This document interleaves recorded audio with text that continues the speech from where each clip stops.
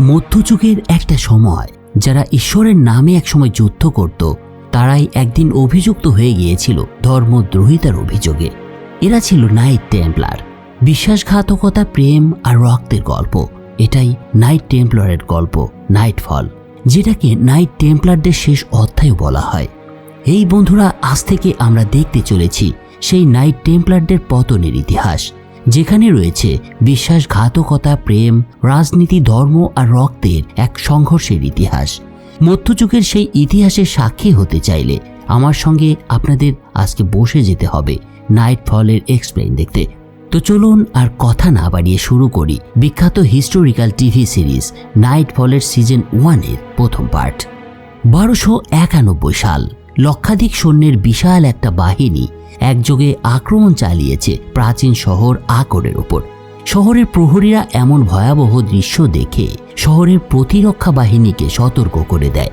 কিন্তু ঠিক তখনই শহরের বাইরের প্রাচীর থেকে বিশাল ক্যাটাপল্টগুলো জ্বলন্ত আগুনের গোলা ছুটতে শুরু করে, আর সেগুলো আশ্রে পড়ে শহরের দেয়ালে। আক্রান্ত শহর আকর ছিল জেরুজালেম রাজ্যের সর্বশেষ দুর্গ। এই শহরের রক্ষাকারীরা ছিলেন বিখ্যাত নাইটস টেম্পলার এবং আক্রমণকারী বাহিনী ছিল মামলুক সেনা। দুই পক্ষের মধ্যে শক্তির পার্থক্য ছিল বিশাল। কয়েকশো নাইট টেম্পলার বনাম 1 লক্ষ মামলুক যোদ্ধা, বোঝাই যাচ্ছে পার্থক্যটা। তো সেদিন যুদ্ধের আগে টেম্পলারদের গ্র্যান্ড মাস্টার গডফ্রে তার সৈন্যদের উদ্দেশ্যে বলেন, আমরা শুধু আকরের জন্য নয়, পবিত্র গ্রেইল রক্ষা করার জন্য লড়ব। আমরা মৃত্যু না হওয়া পর্যন্ত লড়াই করতে থাকব। গডফ্রের নির্দেশনা শেষে দ্বিতীয় প্রাচীর প্রতিরক্ষায় অবস্থান নেন টেম্পলাররা, আর ঠিক তখনই মামলুক সেনারা দেয়াল বেয়ে উঠতে শুরু করে। ওদিকে প্রথম প্রতিরক্ষা লাইন ইতিমধ্যে ক্যাটাপল্টের আঘাতে ভেঙে পড়েছিল, আর এদিকে নাইট টেম্পলাররা ততক্ষণে সারিবদ্ধভাবে ঝাঁপিয়ে পড়েছিল শত্রুর উপর। নাইটদের যুদ্ধ কৌশল এবং অস্ত্রগুলো ছিল উন্নত, কিন্তু মামলুক যোদ্ধাদের সংখ্যা ছিল অগণিত। তাদের দেখে মনে হচ্ছিল পিঁপড়ার ঢল যেন আকরকে গ্রাস করছে। আগুনের গোলার আড়ালে মামলুকরা ক্রমেই শহরে ঢুকে পড়তে শুরু করেছিল, এবং অন্যদিকে টেম্পলারদের পতাকাও ভেঙে পড়তে শুরু করেছিল একই সাথে। ফলে চারদিকে ছড়িয়ে পড়েছিল বিশৃঙ্খলা। আর এই অবস্থা দেখে গডফ্রে ল্যান্ড্রি নামের এক নাইটকে আদেশ দেন, ল্যান্ড্রি, তুমি পবিত্র গ্রেইল নিয়ে শহর ছেড়ে বেরিয়ে যাও। কিন্তু এই সাহসী নাইট ল্যান্ড্রি চাইছিল যুদ্ধ করতে, কিন্তু গডফ্রে এবার তাকে অনেকটা জোর করেই নির্দেশ দিয়ে বলে, হোলি গ্রেইল বাঁচানোই এখন আমাদের সর্বোচ্চ দায়িত্ব, তোমাকে এটা বুঝতে হবে। মামলুকদের হামলায় সেদিন আকর হারিয়ে যেতে বসেছিল নাইটদের হাত থেকে, আর হয়তো শুরু থেকেই এটাই ছিল তাদের নিয়তি। এদিকে গডফ্রের নির্দেশে ল্যান্ড্রি এবং কয়েকজন নাইট একটা পাথরের সার্কোফ্যাগাস খুলে পবিত্র গ্রেইলটা উদ্ধার করে। কিন্তু ততক্ষণে দেখা যায় মামলুকরা বন্দরে পৌঁছে গিয়েছে। তাদের এই ধরনের মুভমেন্ট দেখে মনে হচ্ছিল শহরের ভেতরেই রয়েছে কোনো বিশ্বাসঘাতক, যারা মামলুকদের কাছে খবর পৌঁছে দিচ্ছিল। কিন্তু এখন আর এসব নিয়ে চিন্তা করার সময় ছিল না নাইটদের হাতে। গ্রেইল এবং সোনা পাথর গুছিয়ে সবাই বন্দরের দিকে একসময় রওনা হয়। ল্যান্ড্রির কাজ ছিল গ্রেইলের নিরাপত্তা নিশ্চিত করা, কিন্তু হঠাৎ সে শুনতে পায় একটা মেয়ের আর্তচিৎকার। আর সেটা শুনে ল্যান্ড্রি তার সঙ্গীদের বলে, গ্রেইল নিয়ে তোমরা জাহাজে ওঠো, আমি ওদের সাহায্য করতে যাচ্ছি। এই কথা বলেই ল্যান্ড্রি ফিরে গিয়ে ধ্বংসস্তূপের নিচে আটকা পড়া এক বাবা ও মেয়েকে উদ্ধার করে। এই নাইট টেম্পলারদের মূল নীতি ছিল কোনো সহযোদ্ধাকে পিছনে ফেলে যাওয়া যাবে না। তাই ল্যান্ড্রি নেমে যাওয়ার পর বাকিরাও ল্যান্ড্রিকে সাহায্য করতে তীরে ফিরে এসেছিল। অন্যদিকে লাল ক্রস খচিত পাল তুলে নাইট টেম্পলারদের নিয়ে একটা জাহাজ এর মধ্যে বন্দর ছেড়ে রওনা হয়। কিন্তু ল্যান্ড্রি তখনও তীরে লড়াই করে চলেছিল, আর ঠিক সেই মুহূর্তে একজন মামলুক সৈন্য তার দিকে ক্রসবো তাক করে। এ সময় নাইট জ্ঞান হয়ে এটা দেখতে পায়, আর মুহূর্তের মধ্যেই সে ঝাঁপিয়ে পড়ে ল্যান্ড্রিকে আড়াল করতে। কিন্তু ছুটে আসা তীর তার হাঁটুতে এসে বেঁধে। প্রাণে বেঁচে গেলেও সেদিন সেই আঘাত গ্যাওয়েনকে আজীবনের জন্য পঙ্গু করে দিয়েছিল। এর কিছুক্ষণ পর সহযোদ্ধাদের সহায়তায় ল্যান্ড্রি অবশেষে আরেকটি জাহাজে উঠতে সক্ষম হয়। এরপর জাহাজের পাল উড়ালে দূরে তাকিয়ে সে দেখতে পায় আকর শহরটি ধসে পড়ছে, মানুষের বন্দি করা হচ্ছে। এসব দেখে গডফ্রেও নিজের অক্ষমতার জন্য নিজেকেই দোষী ভাবতে শুরু করেছিল, আর ল্যান্ড্রি প্রতিজ্ঞা করেছিল, একদিন অবশ্যই আমি এই পবিত্র শহর পুনরুদ্ধার করব। ঠিক এই সময় ঘটে আর একটা মর্মান্তিক ঘটনা। মামলুকদের ক্যাটাপল্টের আঘাতে পবিত্র গ্রেইল বহনকারী জাহাজটি ডুবে যায়। একদিকে আকরের পতন ঘটছিল, আর অন্যদিকে গ্রিল তলিয়ে যাচ্ছিল সমুদ্রের অতল গভীরে। এই দৃশ্যটা নিস্তব্ধ দৃষ্টিতে তাকিয়ে দেখা ছাড়া নাইটদের আর কিছুই করবার ছিল না। আর এভাবেই তাদের বিশ্বাসের প্রতীকটি চিরতরে হারিয়ে গিয়েছিল সেদিন। সেই ঘটনার পর একে একে পার হয় 15টা বছর। আকর থেকে যারা বেঁচে ফিরেছিল তারা এখন প্যারিসে বসবাস করতে শুরু করেছিল। সেই ল্যান্ড্রি এখন ফ্রান্সের রাজা ফিলিপের ঘনিষ্ঠ বন্ধু হয়ে উঠেছিলেন। তিনি রাজাকে প্রতিনিয়ত তলোয়ার চালনা শেখাতেন। রাজা ফিলিপও ছিলেন খুব সুদর্শন, তাই তাকে সবাই হ্যান্ডসাম কিং বলেই ডাকত। তবে তার তলোয়ার চালানোর দক্ষতা ছিল একেবারেই সাধারণ লেভেলের, তাই ল্যান্ড্রির কাছে বারবার পরাস্ত হচ্ছিলেন রাজা ফিলিপ। তারা লড়াই করছিল বটে, কিন্তু কথার বিষয় ছিল নিষ্ঠা, কারণ টেম্পলাররা রাজধানী নয়, শুধু পোপের আদেশ মানত। সেদিন তাদের কথার মাঝে হঠাৎ সেখানে রাজা ফিলিপের মন্ত্রী উইলিয়াম দ্য নেগ্রো এসে উপস্থিত হয়। মন্ত্রীকে দেখে তাদের লড়াই থেমে যায়। এ সময় রাজাকে রাজকীয় কাজে যেতে হলেও তার মেজাজ ছিল খারাপ, কিন্তু ডে নোগারে টেম্পলারদের প্রতি ছিলেন সন্দিহান। তিনি রাজাকে এটাই বোঝাতেন এই নাইট টেম্পলার্সরা ফ্রান্সের নয়, পোপের প্রতি অনুগত। এই সময়টাতে ফরাসি রাজকোষ প্রায় খালি হয়ে পড়েছিল এবং টেম্পলাররাও রাজা ফিলিপকে সাহায্য করতেও রাজি হচ্ছিল না। এই অবস্থায় মন্ত্রী ডে নোগারে প্রস্তাব দেন রাজা যেন ধনীদের দিকে নজর দেয়। প্যারিসে তখন ইহুদিরা ছিল ধনী, তাদের কাছ থেকে অর্থ আদায় করা যেতেই পারে, কিন্তু রাজা ফিলিপ জানতেন ইহুদিরা সহজে ঋণ দেবে না। কিন্তু নেগেরে এবার স্পষ্ট করে রাজাকে বলেন, ঋণ নয়, আমি বলছি তাদেরকে লুট করতে হবে। কিন্তু মন্ত্রীর এই প্রস্তাব শুনে রাজা রাজি হন না, কারণ তিনি জনগণের ভালোবাসা হারাতে চাইছিলেন না, তাই প্রস্তাবটি তিনি প্রত্যাখ্যান করেন। অন্যদিকে টেম্পলারদের জীবনযাত্রা ছিল কঠোর, সংযম এবং ব্রহ্মচর্যের শপথ ছিল তাদের ধর্ম। কিন্তু একদিন ল্যান্ড্রির দৃষ্টি পড়ে এক নারীর দিকে। কে ছিল এই নারী সেটা আমরা পরে দেখছি, কিন্তু অন্যদিকে নাইটরা যখন অর্থনৈতিক বিষয়গুলো নিয়ে বৈঠক করছিল, ল্যান্ড্রি ছিল তাতে উদাসীন। একজন সৈনিক হিসেবে তার ইচ্ছা ছিল সমাজে স্বাভাবিক কাজ করা, যেমন প্যারিসে ইহুদিদের সামাজিক মর্যাদা উন্নত করার মতো বিষয়গুলো। নাইট টেম্পলারদের তখন আরও একটা কঠোর নিয়ম পালন করতে হতো। তারা পৃথিবীর যেখানেই থাকুক না কেন স্থানীয় বিষয়ে হস্তক্ষেপ তারা করতে পারত না। এই নিয়মই ল্যান্ড্রিকে গভীরভাবে হতাশ করে তুলেছিল। তো সেদিন সেই সভার পর গ্র্যান্ড মাস্টার গডফ্রে ল্যান্ড্রির সঙ্গে কথা বলতে আসেন, কিন্তু ল্যান্ড্রি তখন নিজের পুরনো আক্ষেপের কথাই গডফ্রেকে জানায়। ল্যান্ড্রির ইচ্ছে ছিল আবার আকর শহর ফিরে পাওয়া। আকর পতনের পর ইতিমধ্যে 15 বছর কেটে গিয়েছিল, তবুও একটা আক্ষেপ কাজ করত ল্যান্ড্রির মধ্যে, আর এটাই তাকে কষ্ট দিচ্ছিল বারবার। তো সেদিন ল্যান্ড্রির কথা শুনে গডফ্রে যখন তাকে বোঝানোর চেষ্টা করছে, ঠিক তখনই ল্যান্ড্রির চোখ পড়ে একটা কমলার দিকে, আর সেই মুহূর্তেই তাদের কথোপকথন থেমে যায়।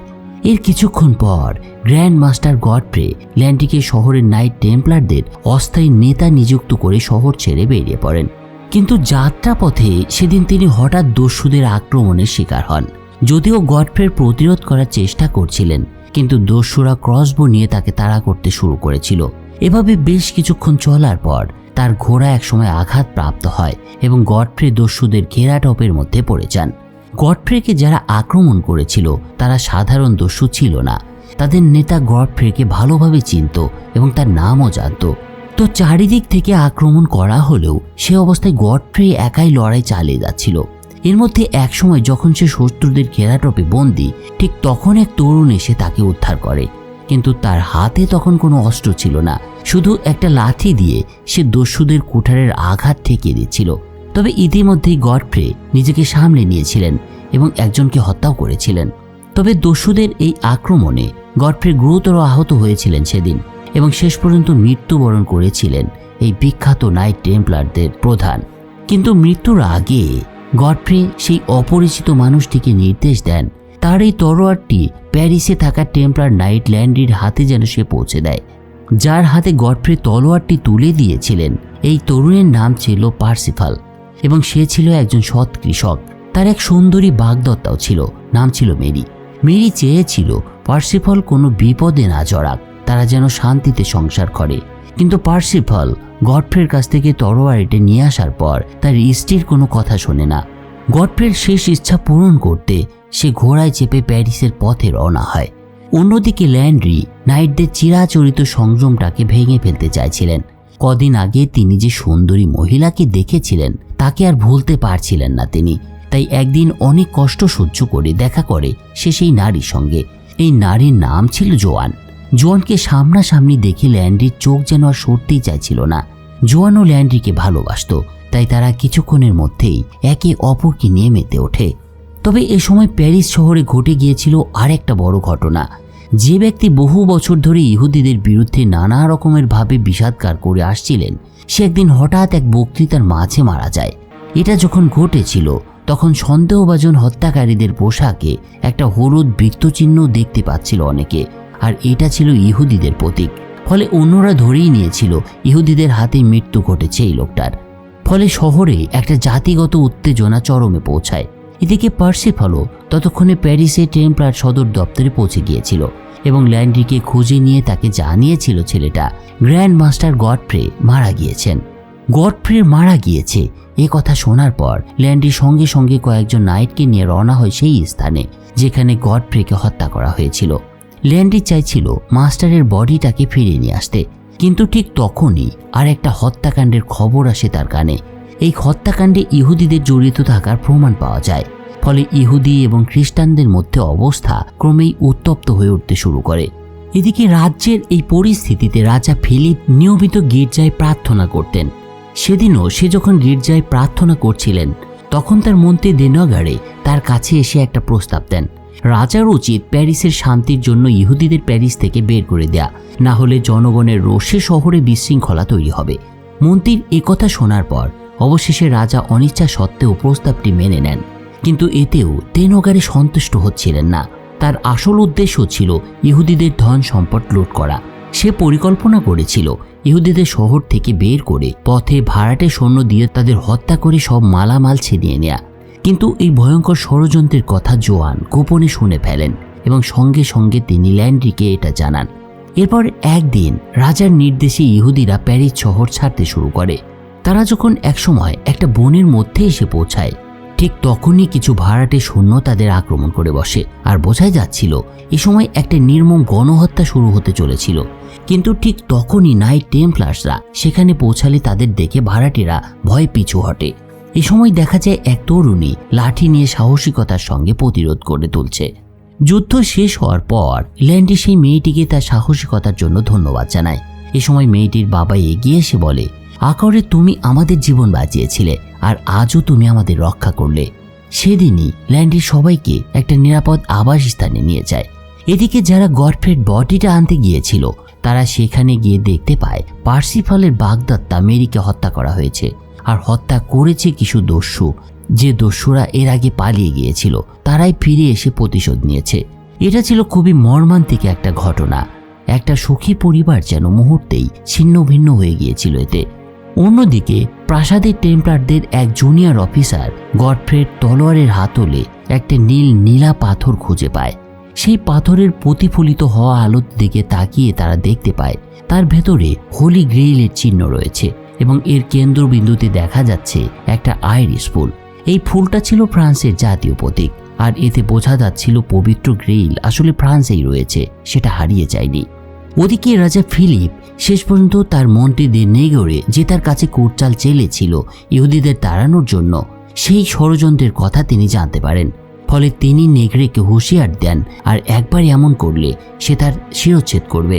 রাজা সতর্কবার্তা জারি করার পর রানীর সঙ্গে সভাকক্ষে প্রবেশ করেন তিনি। কিন্তু রানী হিসেবে যাকে দেখা যাচ্ছিল সে ছিল সেই জোয়ান, যিনি আগে ল্যান্ড্রির সঙ্গে ঘনিষ্ঠ হয়েছিলেন। এটা ছিল খুবই চমকে যাওয়ার মতো একটা ব্যাপার। তো এসব যখন এদিকে ঘটছে, তখন অন্যদিকে পার্সিফাল তার প্রিয় মেরিকে হারিয়ে একেবারে ভেঙে পড়েছিল। প্রতিদিন প্রতিটা মুহূর্ত তার কাছে অসহ্য হয়ে উঠছিল। তাই সে একদিন একটা জায়গায় গিয়ে কিছুটা শান্ত হওয়ার চেষ্টা করে, কিন্তু সেখানে গিয়ে সে একটা ঘরের ভিতরে স্তূপ করে রাখা নৃশংসভাবে হত্যা করা কিছু মানুষের মৃতদেহ খুঁজে পায়। সে যখন চোখে মুখে ভয় নিয়ে এসব দেখছে, ঠিক তখন একটা দস্যু পেছন থেকে এসে তাকে বলে, তোমার আর প্রতিশোধ নিতে হবে না, খুব শীঘ্রই তুমি তোমার স্ত্রীর দেখা পাবে। কিন্তু ঠিক সেই মুহূর্তে ল্যান্ড্রি পেছন থেকে এসে দস্যুটিকে অচেতন করে ফেলে। তারপর দস্যুর কাছ থেকে তারা জানতে পারে গডফ্রের দেহ সেই ভবনের নিচতলায় রাখা আছে। আসলে গডফ্রের ডেড বডিটা নিয়ে আসার পর একটা জায়গায় রাখা হয়েছিল সেটাকে, কিন্তু বিশেষ একটা কারণে সেটা চুরি করা হয়। বিষয়টা যাতে কেউ জানতে না পারে সে কারণে মেরিকে হত্যা করা হয়েছিল। কিন্তু কেন তারা সেই দেহ খুঁড়ে তুলেছিল সেই বিষয়টা দস্যুটি কিছুই জানত না। তবে একটা ব্যাপার জানা যায় এবার, তাদের নেতা রোল্যান্ড গডফ্রেকে হত্যা করেছে এবং সে এক্ষেত্রে তার ক্রসবো ব্যবহার করেছিল এবং অদ্ভুত ব্যাপারটা হলো এই অস্ত্রের আঘাতেই মৃত্যু হয়েছিল মেরির। গডফ্রের ডেড বডিটা চুরির খবর শোনার পর পার্সিফাল ক্ষোভে ফেটে পড়ে। সে দস্যুটিকে ঘুষি মেরে ফেলে দেয়, কিন্তু নিচের ঘরে পৌঁছে তারা দেখতে পায় গডফ্রের দেহটা নিখোঁজ। ফলে সবাই তার দেহের খোঁজে তৎপর হয়ে ওঠে। কিন্তু ল্যান্ডি পার্সিফালের এই হঠকারী আচরণে একেবারে হতাশ হয়ে যায়, কারণ এখন আর তারা দস্যুর কাছ থেকে রোনাল্ডের অবস্থান জানতে পারবে না। তবে এর মধ্যে আর একটা তথ্য পাওয়া গিয়েছিল যে গডফ্রের দেহটাকে কোথায় চুরি করে নিয়ে যাওয়া হয়েছে। সেই তথ্য অনুসারে ল্যান্ডি শহরের আরেকটি ভবনের নিচতলায় গিয়ে পৌঁছায় একসময় এবং সেখানে গিয়ে দেখতে পায় কয়েকজন লোক একটা দেহ টুকরো টুকরো করে কেটে ফেলছে। মৃতদেহের অবমাননা করা টেম্পলারদের জন্য ছিল একটা ভয়াবহ অপরাধ। এ সময় হঠাৎ ভিতর থেকে কেউ বলে ওঠে গডফ্রের হত্যাকারী রোল্যান্ড উপরে আছে। আর এই কথা শুনেই পার্সিফাল রোল্যান্ডকে খুঁজতে দৌড় দেয়, আর তাতে ল্যান্ডির অবস্থানও প্রকাশ হয়ে যায়। ফলে বাধ্য হয়ে ল্যান্ডিকে লড়াই শুরু করতে হয় সেখানকার দস্যুদের সঙ্গে। অন্যদিকে উপরে রোল্যান্ডকে দেখা যায় এক বৃদ্ধ পুরোহিতকে দিয়ে নিজের হয়ে একটা চিঠি লেখাতে। চিঠিতে রোল্যান্ড লিখছিল, আমি নাইট কমান্ডারদের দেহটা খুঁজে পেয়েছি, কাজ শেষ হলে জিনিসটা পাঠিয়ে দেব। এতে বোঝা যাচ্ছিল রোল্যান্ড চুরি করেছিল গডফ্রের বডি। চিঠি লেখা শেষ হতেই রোল্যান্ড তার পুরোহিতকে হত্যা করে। এর কারণ ছিল তার আর প্রয়োজনই ছিল না এই লোকটাকে। কিন্তু ঠিক তখনই উত্তেজিত পার্সিফাল দ্বিতীয় তলায় পৌঁছে যায়। তাকে দেখে রোল্যান্ড পিছনের ঘর থেকে বেরিয়ে আসে। এ সময় পার্সিফাল ঝাঁপিয়ে পড়তেই এক দস্যু পেছন থেকে তাকে ধরে ফেলে। ছেলেটাকে দেখে রোল্যান্ড এবার আদেশ দেয় ওকে মেরে ফেলো। কিন্তু এই হুমকির তোয়াক্কা না করে পার্সিফাল প্রাণপণে লড়াই করে শেষ পর্যন্ত দস্যুকে পরাস্ত করে। ওদিকে ল্যান্ড্রিউ একা একা লড়াই করে চলেছিল কয়েকজন দস্যুর সাথে। কিন্তু এমন সময় গাওয়েন এবং আরও কয়েকজন নাইট সেখানে এসে হাজির হয়। কিন্তু গাওয়েনের হাঁটুতে পুরনো আঘাতের কারণে তাদের যুদ্ধ গঠন দ্রুত ভেঙে পড়ে। গাওয়েন দুর্বল হয়ে পড়েছিল, তলোয়ার ধরা শক্তি ছিল না তার। যে লোকটা একসময় সেরা তলোয়ার বাঁধছিল সেই এখন একজন সাধারণ দস্যুকেও পরাস্ত করতে পারছিল না। এই অবস্থায় ল্যান্ড্রিকে এগিয়ে এসে তাকে রক্ষা করতে হয়। এরপর ল্যান্ড্রি উপরে উঠে দেখতে পায় পার্সিফাল এক কোণে বসে আছে এবং তার পাশে পড়ে আছে এক দস্যুর নিথর দেহ। এদিকে যখন এসব চলছে, অন্যদিকে প্যারিস শহরে শুরু হয়েছিল একটা উৎসবের পরিবেশ। পোপ বনিফেসের আগমন ঘটেছিল শহরে এবং শহরের সব খ্রিস্টান নাগরিক রাস্তার দুই পাশে ষাঁড় বেঁধে তাকে স্বাগত জানাচ্ছিল। প্যারিসে পোপের আগমনের কারণ ছিল দুটি। প্রথমত গডফ্রের বিদায়ী ধর্মীয় অনুষ্ঠান পরিচালনা করা এবং দ্বিতীয়ত গোপনে পবিত্র গ্রেইলের অনুসন্ধান করা। গ্রেইল ছিল খ্রিস্টানদের বিশ্বাসের সর্বোচ্চ প্রতীক। যদি এটা খুঁজে পাওয়া যায় তবে টেম্পলার নাইটদের উপর ঈশ্বরের আশীর্বাদ নেমে আসবে, যার ফলে আবারও ক্রুসেডারদের পবিত্র নগরী জেরুজালেম পুনর্দখলে সাহায্য করবে বলেই তারা মনে করত।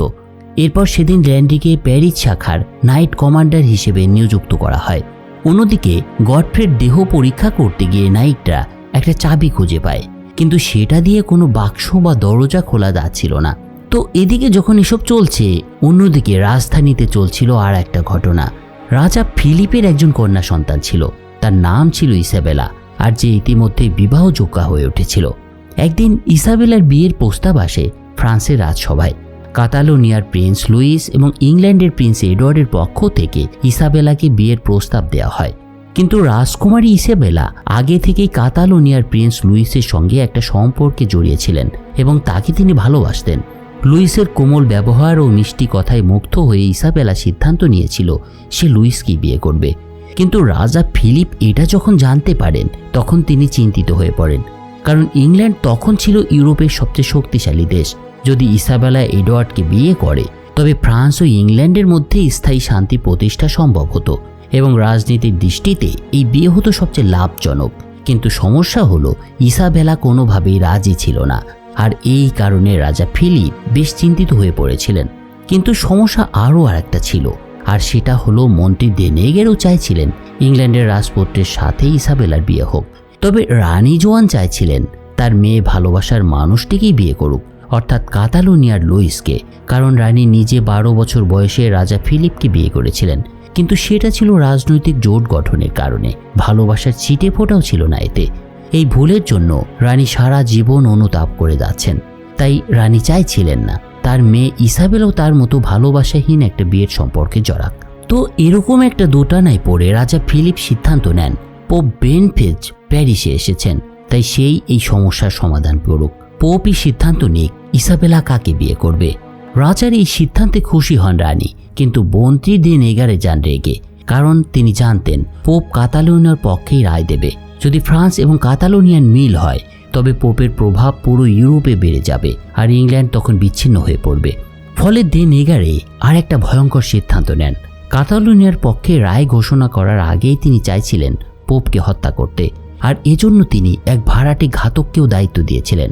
ঘাতক এই দায়িত্বটা পাওয়ার পর প্রথমে দ্বিধায় ছিল, কিন্তু ডে নেগেরে এবার তাকে লোভ দেখায়। হ্রদের পাশে তাকে একটা ভিলা দেয়া হবে আর পুরো 1 বছরের মাসিক ভাতাও দেওয়া হবে তাকে।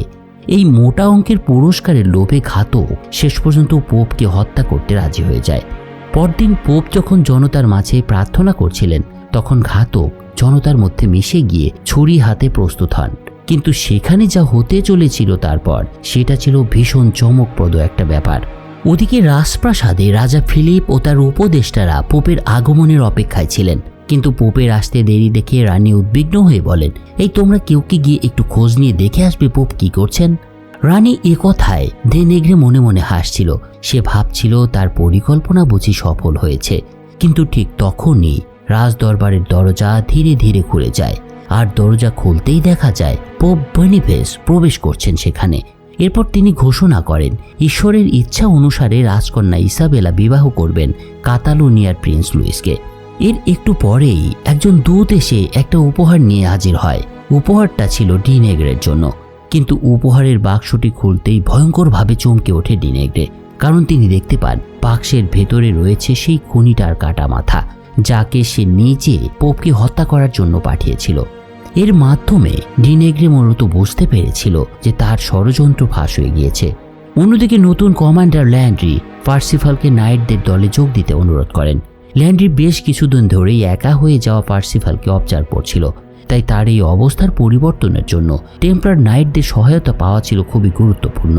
এই প্রস্তাবটা দেওয়ার পর ল্যান্ড্রি পার্সিফালকে বিষয়টা নিয়ে ভাবারও সময় দেন। এরপর তিনি তার পুরনো বন্ধু গাওয়েনের কাছে যান। কমান্ডার হিসেবে ল্যান্ড্রি গাওয়েনকে একটা পরামর্শ দেয়। তিনি বলেন তার পায়ের চোটের কারণে এখন আর যুদ্ধের সম্মুখ সারিতে তার থাকা ঠিক নয়। সে তাকে বোঝায় তুমি যদি যুদ্ধ চালিয়ে যাও তাহলে নিজেকে আরো বিপদের মধ্যে ফেলবে, আর তোমার সঙ্গীদেরও ঝুঁকির মধ্যে ফেলবে তুমি। তার পরিবর্তে গাওয়েন তুমি নতুন নাইটদের প্রশিক্ষণ দাও। কিন্তু গাওয়েন ল্যান্ড্রির এই প্রস্তাবে রাজি হয় না। একসময় টেম্পলার নাইটদের শ্রেষ্ঠ তলোয়ারবাজ ছিল সে, আর এখন তার এই অবস্থার জন্য তাকে সরিয়ে দেওয়া হচ্ছে। সেটি মেনেই নিতে পারছিল না গাওয়েন। এ সময় তার ক্ষোভ চরমে পৌঁছায় এবং সে রাগে বলেই ফেলে, আমি যদি সেদিন তোমাকে আকরের বন্দরে না বাঁচাতে যেতাম হয়তো আজ আমার জীবনটা এমন হতো না ল্যান্ড্রি। গাওয়েনের এই কথায় ল্যান্ড্রি একটু মনে কষ্ট পেলেও সে জানত নেতৃত্ব মানে কঠিন সিদ্ধান্ত নেওয়া, আর এটাকে কোনোভাবেই গাওয়েনের ওপরে দেওয়া সম্ভব নয়। কিন্তু ক্রুদ্ধ গাওয়েন এরপর সেখান থেকে চলে আসে একটা ট্যাভার্নে, যেখানে টেম্পলার নাইটদের নিয়ম অনুযায়ী সাধারণভাবে মদ্যপান নিষিদ্ধ ছিল। কিন্তু সে যখন বসেছে তার কিছুক্ষণ পর মন্ত্রী ডে নেগারে এসে তার পাশে বসে। সে সরাসরি গাওয়েনকে প্রলুব্ধ করতে থাকে। সে বলতে থাকে তোমার পা আমি সারিয়ে দিতে পারি, সেরা চিকিৎসক এনে হাজির করতে পারি, তবে তার বদলে আমাকে একটা উপকার করতে হবে তোমাকে নেগড়ে। এই কথা বলার পর সে জানায় পোপ বেনিফিসের প্যারিসে আসার আসল উদ্দেশ্যটা কি, তুমি কি জানো সেটা? গাওয়েন মন্ত্রীর কথায় কোনো উত্তর দেয় না। এদিকে নাইট টেম্পলার্সরা ডে দুর্গে অবস্থান করছিল। সেটা ছিল ডিকো নামে ফরাসি একটা সম্ভ্রান্ত পরিবারের সম্পত্তি। একদিন গডফ্রেড থেকে পাওয়া সেই চাবির সাহায্যে তারা এই দুর্গে এসে পৌঁছায়। নাইটদের এক প্রবীণ চিকিৎসক এ সময় আবিষ্কার করে চাবিটি কোনো বাক্স খোলার জন্য তৈরি হয়নি, বরং এটাকে একটা রত্নে স্থাপনের জন্য তৈরি করা হয়েছিল। তো সেটাতে ঢোকানোর পর আলোয় রত্নটি উজ্জ্বল হয়ে ওঠে, আর তার ভেতরে দেখা যায় ডিকক পরিবারের প্রতীক। ডিকো দুর্গে গিয়ে ল্যান্ড্রি জানতে পারে এক চমকপ্রদ গোপন তথ্য। গডফ্রে ছিল আসলে এই দুর্গের মালিক মার্সেল ডিকক। বহু বছর ধরে তিনি পবিত্র গ্রেইলকে রক্ষা করে আসছিলেন যাতে এটি ভুল মানুষের হাতে না পড়ে। দুর্গের এক বৃদ্ধ তত্ত্বাবধায়ক এ সময় তাদের দেখে এগিয়ে আসেন এবং দুই নাইটকে গডফ্রের অতীতের একটা কাহিনী শোনান। তিনি বলেন গডফ্রে একসময় সেই সাহসী এবং ধর্মনিষ্ঠ মানুষ ছিলেন না যেভাবে সবাই এখন তাকে মনে করে। ক্ষমতার লোভে তিনি নিজের ভাই রেমনকে একদিন আঘাত করেছিলেন। সেদিন যদিও রেমন মারা যাননি, কিন্তু চিরতরে পঙ্গু হয়ে গিয়েছিলেন তিনি। পরে ভাইয়ের ক্ষমা পাওয়ার পর মার্সেল গভীরভাবে অনুতাপে ভুগতে শুরু করে এবং তারপর সে নাইট টেম্পলারে যোগ দেয় এবং নিজের নাম পরিবর্তন করে রাখে গডফ্রে। পরবর্তীতে গডফ্রে পবিত্র হোলি গ্রেইলটা খুঁজে পায় এবং সেটা দিয়ে তার ভাই রেমনকে একদিন মদ পান করান। আর আশ্চর্যজনকভাবে সেদিন মদ পান করার পর রেমন উঠে দাঁড়াতে সক্ষম হন। বৃদ্ধের মুখে ল্যান্ড্রি এবং ট্রানক্রেড এই গল্প শুনে বিস্মিত হয়ে যাচ্ছিল। তাদের মনে হতে শুরু করেছিল এটি যেন কোনো একটা লোকগাথা। তারা যখন তাদের এই অবিশ্বাসের কথা বৃদ্ধ লোকটিকে জানায়, তখন একটা চমকে যাওয়া মতো কাজ করে বসে লোকটা। বৃদ্ধ একটা প্রমাণ এনে হাজির করে তাদের সামনে। সে নিজের পোশাক খুলে তার বুক ও পিঠ জুড়ে তৈরি হওয়া একটা গভীর ক্ষতের দাগ দেখায় তাদের। আর এটা দেখে সবাই হতভম্ব হয়ে যায়। নাইটরা বুঝতে পারে এই বৃদ্ধই রেমন্ড ডিকক, গডফ্রের ভাই। এরপর রেমন্ড আর একটা পুরনো স্ক্রল বের করেন, যেটা গডফ্রে রেখে গিয়েছিলেন পবিত্র গ্রেইলের সন্ধান সংক্রান্ত সূত্র হিসেবে। কিন্তু তিনি যখন সেই স্ক্রলটি ল্যান্ড্রির হাতে তুলে দিতে যাচ্ছিল, তখন হঠাৎ এক মুখোশধারী কালো পোশাক পরা লোক এসে রেমন্ডকে ছুরিকাঘাত করে এবং স্ক্রলটি নিয়ে পালিয়ে যায়। ট্রানক্রেড তৎক্ষণাৎ আক্রমণকারীর পিছু নেয় আর ল্যান্ড্রি রেমন্ডের পাশে বসে তাকে শুশ্রূষার জন্য। মুখোশধারী লোকটি একটা জায়গায় পালিয়ে গিয়ে দেখা যায় স্ক্রলটি খুলে যখন দেখতে শুরু করেছে, ঠিক তখনই ট্রানক্রেড তার উপর ঝাঁপিয়ে পড়ে। এ সময় দুজনের মধ্যে শুরু হয় তীব্র লড়াই। মুখোশধারী বুঝতে পারে সে ট্রানক্রেডের সঙ্গে পারবে না, তাই স্ক্রলটি এবার আগুনের মধ্যে ছুড়ে দেয় সে।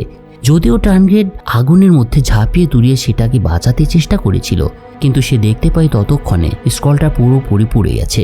অন্যদিকে ল্যান্ড্রিও এবার আক্রমণের মুখে পড়েছিল। এক মুখোশধারীকে দেখা যায় তার দিকে কিছু অদ্ভুত অস্ত্র ছুটতে, কিন্তু অবাক করা ব্যাপার হলো সে তাকে অনেকটা ইচ্ছাকৃতভাবেই হত্যার উদ্দেশ্যে এগুলো ছুটছিল না। এরপর ল্যান্ড্রি তার পিছু নেয়, কিন্তু দেখা যায় লোকটা পালিয়ে গিয়েছে। লোকটাকে ধরতে না পেরে ল্যান্ড্রির মনে হয় তাদের সমস্ত প্রচেষ্টা বৃথা গেল, কারণ স্ক্রলটি আগুনে পুড়ে ইতিমধ্যে ছাই হয়ে গেছে আর যেখানে ছিল হোলি গ্রেইলের ঠিকানা। কিন্তু ট্রানক্রেড তাকে মনে করিয়ে দেয় চিন্তার কোনো কারণ নেই। ওই কালো পোশাকধারী লোকটা যে এখনো বেঁচে আছে সেই স্ক্রলের ভেতরটা জানে। এই কথার পরদিন তারা এক ধর্ম বিরোধীকে বন্দী করে। এই বন্দী লোকটা ছিল এক সময়কার সারসেন যোদ্ধা। এদিকে রাজপ্রাসাদেও ঘটে চলেছিল একটা নতুন ঘটনা। রানী জোয়ানও বুঝতে পারছিলেন তার শরীরে অস্বাভাবিক একটা কিছুর পরিবর্তন হচ্ছে, তাই তিনি দ্রুত রাজ চিকিৎসককে ডেকে পাঠান তাকে পরীক্ষা করার জন্য। কিন্তু পরীক্ষা শেষে চিকিৎসক জানায় রানী প্রেগন্যান্ট। এটাতে যদিও চিকিৎসক খুব আনন্দিত হয়েছিলেন যে রাজ পরিবারে একজন নতুন সদস্য আসছেন, কিন্তু রানী একেবারেই আনন্দিত হতে পারেননি এই খবরটা শুনে। তার চোখ মুখে আনন্দ নয়, গভীর উদ্বেগের ছাপ লক্ষ্য করা যাচ্ছিল। তিনি চিকিৎসককে কঠোরভাবে নির্দেশ দেন এই খবর কেউ যেন জানতে না পারে, বিশেষ করে রাজা ফিলিপ তো নয়। চিকিৎসক ভেবেছিল রানী হয়তো রাজাকে চমকে দিতে চাইছেন, তাই রাজি হয়ে যান তিনি রানীর এই কথায়। কিন্তু ঘটনাটা ছিল তো উল্টো। আমরা অনেকেই জানি, হয়তো আপনারাও আশ করতে পারছেন কিছুটা। শুধু রানী জানতেন গত 2 বছর ধরে তিনি রাজা ফিলিপের সঙ্গে একই শয্যায় ঘুমাননি। তিনি যার সাথে এর মধ্যে মিলিত হয়েছিলেন সে ছিল ল্যান্ড্রি। আর যদি রাজা তার এই গর্ভধারণের খবর জানতে পারেন, তবে তার পরিণতি যে ভয়াবহ হতে চলেছে সেটা রানী ভালোভাবেই বুঝতে পারছিলেন। কারণ এর আগেও একবার তিনি শুধু রাজপ্রাসাদের এক পিয়ানো বাদকের সঙ্গে সামান্য কথা বলেছিলেন, আর এই কারণে রাজা ফিলিপ সেই সঙ্গীত শিল্পী সব আঙুল কেটে দিয়েছিল। তাই এবার রানী কোনো ঝুঁকি নিতে চাইছিলেন না। ডাক্তার চলে যাওয়ার পর রানী তার দাসীকে বলেন গর্ভপাত ঘটানোর কোনো ওষুধ খুঁজে আনতে। আর নির্দেশ পেয়ে দাসী ওষুধ খুঁজে আনতে পারলেও চিকিৎসক এটা শোনার পরে সতর্ক করে দেয়। সে রানীকে বলে এই ওষুধ খেলে রানী হয়তো প্রাণে বাঁচবে, কিন্তু চিরদিনের মতো দৃষ্টি হারাবেন তিনি। এসব কথা শোনার পর মানসিকভাবে অনেকটা বিপর্যস্ত হয়ে পড়েন জোয়ান। তারপর তিনি ওষুধটি রেখে দেন। তিনি ভাবতে থাকেন যখন সময় আসবে তখন তিনি এটা নিশ্চয়ই খেয়ে নেবেন। অন্যদিকে রাজা ফিলিপের সবচেয়ে বিশ্বাসযোগ্য মন্ত্রী ডিনেগ্রে আসলে খ্রিস্ট ধর্মে বিশ্বাস করতেন না, কারণ তার বাবা মায় এক ধর্মীয় দাঙ্গায় একদিন জীবন্ত পুড়ে মারা গিয়েছিল। তাই তিনি চাচ্ছিলেন না রাজকন্যা ইসাবেলা কাতালিনের রাজকুমারকে বিয়ে করুক, কারণ এতে পোপের প্রভাব আরও বেড়ে যেত। তাই ডিনেগরে গোপনে ইংল্যান্ডের দূতের সঙ্গে একদিন দেখা করেন এবং একটা কূটচাল সাজাতে শুরু করেন তিনি। রাজা ফিলিপও ইতিমধ্যে ইংল্যান্ডের প্রিন্স এডওয়ার্ডের জন্য একটা উপহার হিসেবে ঘোড়া পাঠিয়েছিলেন, যেটা রাজকন্যা ইসাবেলার খুব প্রিয় ছিল। কিন্তু ইংরেজ দূত সেটাকে অগ্রাহ্য করে এসে হুমকি দেয়, রাজকন্যা যদি প্রিন্স এডওয়ার্ডকে বিয়ে না করেন তবে ইংল্যান্ড এবং ফ্রান্সের মধ্যে যুদ্ধ অনিবার্য। আসলে এটাই ছিল ডিনেগরের পরিকল্পনা। যুদ্ধের ভয় দেখিয়ে রাজকন্যাকে ইংল্যান্ডের যুবরাজের সাথে বিয়ে দিতে বাধ্য করাতে চাইছিলেন তিনি। সে কারণে গোপনে ইংল্যান্ডের দূতের সাথে দেখা করেছিলেন ডিনেগরে। রাজা ফিলিপ কিন্তু এই চাল বুঝতে পারেননি, তাই তিনি রেগে গিয়ে ডিনেগরেকে নির্দেশ দেন কাতালোনিয়া থেকে সামরিক সহায়তা চাইতে। কিন্তু কাতালোনিয়ার দূতের কাছে যখন এই খবরটা পৌঁছায় তখন দূত স্পষ্ট জানিয়ে দেন আমাদের সৈন্যরা ফ্রান্সের জন্য যুদ্ধ করবে না। এই খবরে ডিনেগরে কিছুটা বিভ্রান্ত হয়ে পড়েন, আর ঠিক তখনই এক অচেনা ব্যক্তি তাদের কাছে এসে কিছু কথা বলে ডিনেগরেকে উত্তেজিত করে তোলে। এই লোকটি ছিল কাতালোনিয়ার প্রিন্স লুইস। আসলে এতদিন সে সাধারণ মানুষের ছদ্মবেশে ছিল এখানে। এই ঘটনায় সেদিন সবাই বিস্ময়ে হতবাক হয়ে যায়। এরপর লুইস ঘোষণা করে আমি নিজেই রাজাকে সাহায্য করতে সৈন্য পাঠাবো। লুইসের এ ধরনের মন্তব্যে ডিনেগরের সব পরিকল্পনা এক প্রকার ভেস্তে গিয়েছিল। ডিনেগরে বুঝতে পারছিল ইসাবেলার বিয়ে আর ঠেকানো হয়তো তার পক্ষে সম্ভব হলো না। কাতালোনিয়ার যুবরাজের এই সিদ্ধান্ত রাজা ফিলিপও খুব খুশি মনে মেনে নেন এবং পরদিন এক মহাভোজের আয়োজন করেন তিনি। তবে এই ভোজটা আসলে ছিল ল্যান্ড্রির পদোন্নতি উদযাপনের জন্য। রাজা সিদ্ধান্ত নিয়েছিলেন এখন থেকে ল্যান্ড্রি প্যারিস শাখার গ্র্যান্ড মাস্টার হবে। ভোজের সময় রাজা ফিলিপ ল্যান্ড্রিকে বলেন আমার এবং রানীর সম্পর্কটা তুমি যদি ঠিক করে দিতে পারো তবে আমি ভীষণ খুশি হব। রাজার এই কথার পর রানী এবং ল্যান্ড্রি জোয়ান পাশের নাচের আসরে গিয়ে নাচতে শুরু করেন। তাদের এটা করার উদ্দেশ্য ছিল কথার ফাঁকে ল্যান্ড্রির সাথে তাদের সম্পর্কটা নিয়ে একটা সিদ্ধান্ত নেওয়ার চাইছিল সে। তাই কথার ফাঁকে ল্যান্ড্রি রানীকে জানায় সে তাদের গোপন সম্পর্কে রীতি টানতে চাইছে, কারণ এখন তার দায়িত্ব হলো পবিত্র গ্রেইলকে খুঁজে বের করা এবং নাইটদের নেতৃত্ব দেওয়া। এই কথার পর রানী তাকে কিছু বলতে চাইছিলেন, নিজের গর্ভধারণের খবর জানাতে চাইছিলেন ল্যান্ড্রিকে, কিন্তু তিনি আর সে সুযোগটা পাননি। পরক্ষণেই অসহ্য যন্ত্রণা নিয়ে তিনি নিজের কক্ষে ফিরে আসেন এবং প্রচণ্ড হতাশ হয়ে সেই ওষুধটি পান করেন রানী, যে ওষুধটি তাকে অন্ধ করে দিতে পারত। এখন প্রশ্ন হলো রানী জোয়ান কি অন্ধ হয়ে গিয়েছিলেন? রাজা কি বুঝতে পেরেছিলেন রানীর গর্ভের সন্তান তার নয়? রানী জোয়ান যখন নিজের সন্তানকে হত্যা করার জন্য ওষুধ পান করছে, ঠিক তখন অন্যদিকে এই একই সময়ে রাজকন্যা ইসাবেলা তার প্রিয় প্রিন্স লুইসের সঙ্গে অত্যন্ত ঘনিষ্ঠ সময় কাটাতে ব্যস্ত ছিল। কিন্তু তাদের এই বিষয়টা টের পেয়ে গিয়েছিল মন্ত্রী ডিনেগরে। সেদিন ডিনেগরেকে দেখা যায় গোপনে একটা পথ দিয়ে প্রাসাদের দেয়ালের পেছনে গিয়ে কাঠের একটা বোর্ড খুলে ফেলতে, যার অন্য পাশে ছিল রাজকন্যা ইসাবেলার ঘর। মন্ত্রী ডিনেগরে যে কিছু একটা করতে চলেছিল সেটা তার এসব আচরণের মধ্যেই বোঝা যাচ্ছিল। সেদিন ডিনেগরে দেখে ফেলেন ইসাবেলা এবং প্রিন্স লুইসের ঘনিষ্ঠ মুহূর্ত। এদিকে ডিকো দুর্গ থেকে বন্দি করে আনা সার্সেন যোদ্ধাকে নাইটদের এক চিকিৎসক সুস্থ করে তুলেছিল। সুস্থ হওয়ার পর সে ভবিষ্যৎবাণীমূলক একটা কথা বলতে শুরু করে, অন্ধকার নেমে আসবে, বিশ্ব ধ্বংস হবে। কথাটা শোনার পর টানক্রেড তাকে ক্রল ও পবিত্র গ্রেইলের ব্যাপারে জিজ্ঞাসা করলে সে কিছুই বলে না। এই পরিস্থিতিতে গাওয়েন যখন তাকে টর্চার করার জন্য রেডি হয়, ঠিক তখনই সার্সেন ইংরেজিতে বলতে শুরু করে তোমাদের টেম্পলার নাইটদের ধ্বংস আসন্ন, প্যারিস পুড়ে ছাই হয়ে যাবে, টেম্পল ধ্বংস হবে, আর তুমি গাওয়েন তুমিও আগুনে পুড়ে মারা যাবে। এর কিছুক্ষণ পর ল্যান্ড্রি ফিরে এসে টানক্রেডকে জিজ্ঞাসা করে সার্সেন কি বলেছে। টানক্রেড জানায় সে বারবার বলছিল পবিত্র গ্রেইল পৃথিবী ধ্বংস করবে এবং সে শুধু তোমার সঙ্গেই কথা বলতে চায়। কথাটা শুনে কিছুটা সন্দেহ নিয়ে ল্যান্ড্রি ওয়ার্ডের দরজা খুলে ভেতরে ঢোকে, কিন্তু ভেতরে সে দেখতে পায় বিছানার উপর পড়ে আছে একটা মৃতদেহ। সেই সার্সেন যোদ্ধা মারা গিয়েছে, কিন্তু এই একটু আগেই যে বেঁচে ছিল সে এত দ্রুত কিভাবে মারা গেল, এই রহস্যই ল্যান্ড্রির মধ্যে ঘুরপাক খেতে শুরু করে। সেই একই সময়ে ফ্রান্সে এমন এক বৃদ্ধ ছিলেন যিনি ছিল সেই এলাকার শেষ পৌত্তলিক মানে প্যাগান। এই বৃদ্ধের কাছে পরের দিন এসে হাজির হয় ল্যান্ড্রি। যখন সেই বৃদ্ধ নাইট টেম্পলারকে তিনি দেখতে পান তখন বিস্মিত হয়ে যান তিনি, কারণ তাদের মধ্যে দীর্ঘদিন ধরে একটা দ্বন্দ্ব চলে আসছিল, এমনকি সেটা রক্তাক্ত সংঘর্ষ পর্যন্ত হয়েছিল। যাই হোক, ল্যান্ড্রি এই বৃদ্ধের কাছে এসেছিল মূলত তাকে সাহায্য করার অনুরোধ করতে। এ সময় বৃদ্ধের সামনে এসে ল্যান্ড্রি মাটিতে 8 কোণ বিশিষ্ট একটা নোঙর তারকা আঁকে, যার ভেতরে ছিল অর্ধচন্দ্রের চিহ্ন। এটা আঁকা শেষ হলে ল্যান্ড্রি তাকে জিজ্ঞাসা করে সে এর অর্থ জানে কিনা। বৃদ্ধ চিহ্নটা দেখে বলেন তিনি জীবনে এমন কিছু কখনোই দেখেননি। ল্যান্ড্রির এই প্রশ্ন করার কারণ ছিল সেই মৃত সারসেনের কবজিতে সে এই একই প্রতীক দেখেছিল। এটা তার শৈশবের একটা স্মৃতিকে জাগিয়ে তুলেছিল, কিন্তু সে ঠিক মনে করতে পারছিল না কার হাতে সেই প্রতীকটি দেখেছিল। তাই সে সাহায্যের জন্য জোনাস নামে এই বৃদ্ধের কাছে এসেছে। এই জোনাস ছিলেন মূলত একজন চিকিৎসক। তো ল্যান্ড্রির কাছে সব শোনার পর জোনাস তার অভিনব চিকিৎসা পদ্ধতি ব্যবহার করতে শুরু করেন। আগুনের মধ্যে এক মুঠো গুঁড়ো ছিটিয়ে সে নিজের হাতের তালু থেকে রক্ত তাতে ফেলে দেন এবং সেই রক্ত দিয়ে কাঠের তৈরি একটা সাপের মূর্তিকে রাঙিয়ে দেন তিনি। তারপর জোনাস ল্যান্ড্রিকে অজানা একটা তরলের 1 ফোঁটা পান করতে বলেন। তরলটা ল্যান্ড্রি যখন মুখে নিয়েছে তখন সঙ্গে সঙ্গে অদ্ভুত এক স্মৃতির জগতে প্রবেশ করে সে। সেখানে সে দেখতে পায় তার শৈশবের দৃশ্য। ল্যান্ড্রি দেখতে পায় তার মা তাকে একটি মঠে পাঠাচ্ছেন এবং সেখানে উপস্থিত রয়েছে গডফ্রে।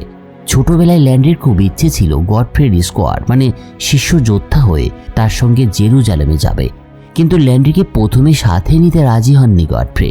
তিনি বলেছিলেন শৈশব উপভোগ করো বৎস, এখন যুদ্ধের সময় নয়। এর কিছুক্ষণ পর মঠের দরজায় কড়া নাড়া শব্দ হয়। দেখা যায় দরজার বাইরে দাঁড়িয়ে আছে মালরো নামে এক ব্যক্তি, যে সময় দাবি করে সে টোলস থেকে এসেছে এবং গডফ্রের খোঁজ করছে। মালরোর কথা শুনে ল্যান্ড্রি দ্রুত গিয়ে গডফ্রেকে খবরটা জানায়, কিন্তু গডফ্রেতে অবাক হয় না। পরদিন সকালে হঠাৎ এসে নিষ্ঠুরভাবে মালরো এক সন্ন্যাসিনীর হাত কেটে ফেলে। গডফ্রে জানতেন মালরো একজন বিপদগামী ক্যাথার ঘাতক, তাই তিনি তার সঙ্গে গতকাল দেখা না করে ল্যান্ড্রিকে নিয়েই বেরিয়ে পড়েছিলেন। একসময় এই ক্যাথাররা ছিল শান্তিপ্রিয় এক ধর্মগোষ্ঠী, কিন্তু মালরো তাদের নাম ব্যবহার করে হয়ে উঠেছিল এক বিখ্যাত খুনি। মালরোর মূল উদ্দেশ্য ছিল পবিত্র গ্রেইল খুঁজে বের করা। সে ভেবেছিল ল্যান্ড্রি গডফ্রের ছেলে, তাই তাকে বন্দি করে জোর করতে থাকে সে। সেদিন ভয়ে ছোট্ট ল্যান্ড্রি তাকে বলে দেয় যে বাক্সটি তারা বহন করছে তার মধ্যে হোলি গ্রেইলটা রয়েছে এবং বাক্সটা পাশের একটা গাছের ডালের সঙ্গে ঝুলনো অবস্থায় বেঁধে রাখা হয়েছে। এই কথা শুনে মালরো সে গাছের থেকে বাক্সটি নামাতে যায়, কিন্তু এই সময় গডফ্রে এসে তাকে বাধা দেয়। কিন্তু সুযোগ বুঝে ল্যান্ড্রি বাক্সটি নিয়ে দৌড়ে পালাতে শুরু করে, কিন্তু যেহেতু সে তখন ছোট ছিল তাই বেশি দৌড় যেতে পারে না। সে একটা বড় পাথরের আড়ালে লুকায় গিয়ে ল্যান্ড্রি, কিন্তু ঠিক তখনই মালরো তার সামনে এসে দাঁড়ায় এবং তাকে হত্যা করতে উদ্যত হয়। এমন সময় পেছন থেকে একটা তীর এসে বিদ্ধ করে মালরোর পিঠে, আর এই তীরটা ছুঁড়েছিল গডফ্রে। সেদিন মৃত্যুর আগে মালরো বলেছিল গডফ্রে শুধু গ্রেইলের জন্যই ফিরে এসেছে, কিন্তু গডফ্রে জানায় তোমার ধারণা ভুল। বাক্সের মধ্যে রয়েছে শুধু ভালি, তুমি দেখতে পারো। পবিত্র গ্রেইল ইতিমধ্যে অন্যত্র পাঠানো হয়েছে সেটাকে সুরক্ষার জন্য। এরপর ছোট্ট ল্যান্ড্রি গডফ্রের স্কোয়াড হিসেবে তার সঙ্গে পূর্ব দিকে যাত্রা শুরু করে। একসময় তারা মরুভূমিতে এসে পৌঁছায়। সেই মরুভূমিতে এক ব্যক্তির সঙ্গে সাক্ষাৎ হয় দুজনের। দেখা যায় সেই ব্যক্তির কবজিতেও সেই একই 8 রঙের তারকা খোদাই করা রয়েছে। এ সময় লোকটা হাতে একটা কমলা নিয়ে অজানা ভাষায় কিছু একটা বলতে চলেছিল। বাস্তবে এই শব্দগুলো ল্যান্ড্রির কাছে দুর্বোধ্যই মনে হচ্ছিল, কিন্তু যখন তার জ্ঞান ফিরে আসে তখন জোনাস তাকে বলে ওই বাক্যটির অর্থ হলো যে নিজেকে আবিষ্কার করে সেই খুঁজে পায় ঈশ্বরকে। এরপর জোনাস ব্যাখ্যা করতে শুরু করে 1400 শতাব্দী থেকে এমন এক রহস্যময় গোষ্ঠীর কথা প্রচলিত আছে যারা দাবি করছে তারা নাকি ঈশ্বরের প্রত্যাদেশ পেয়েছে।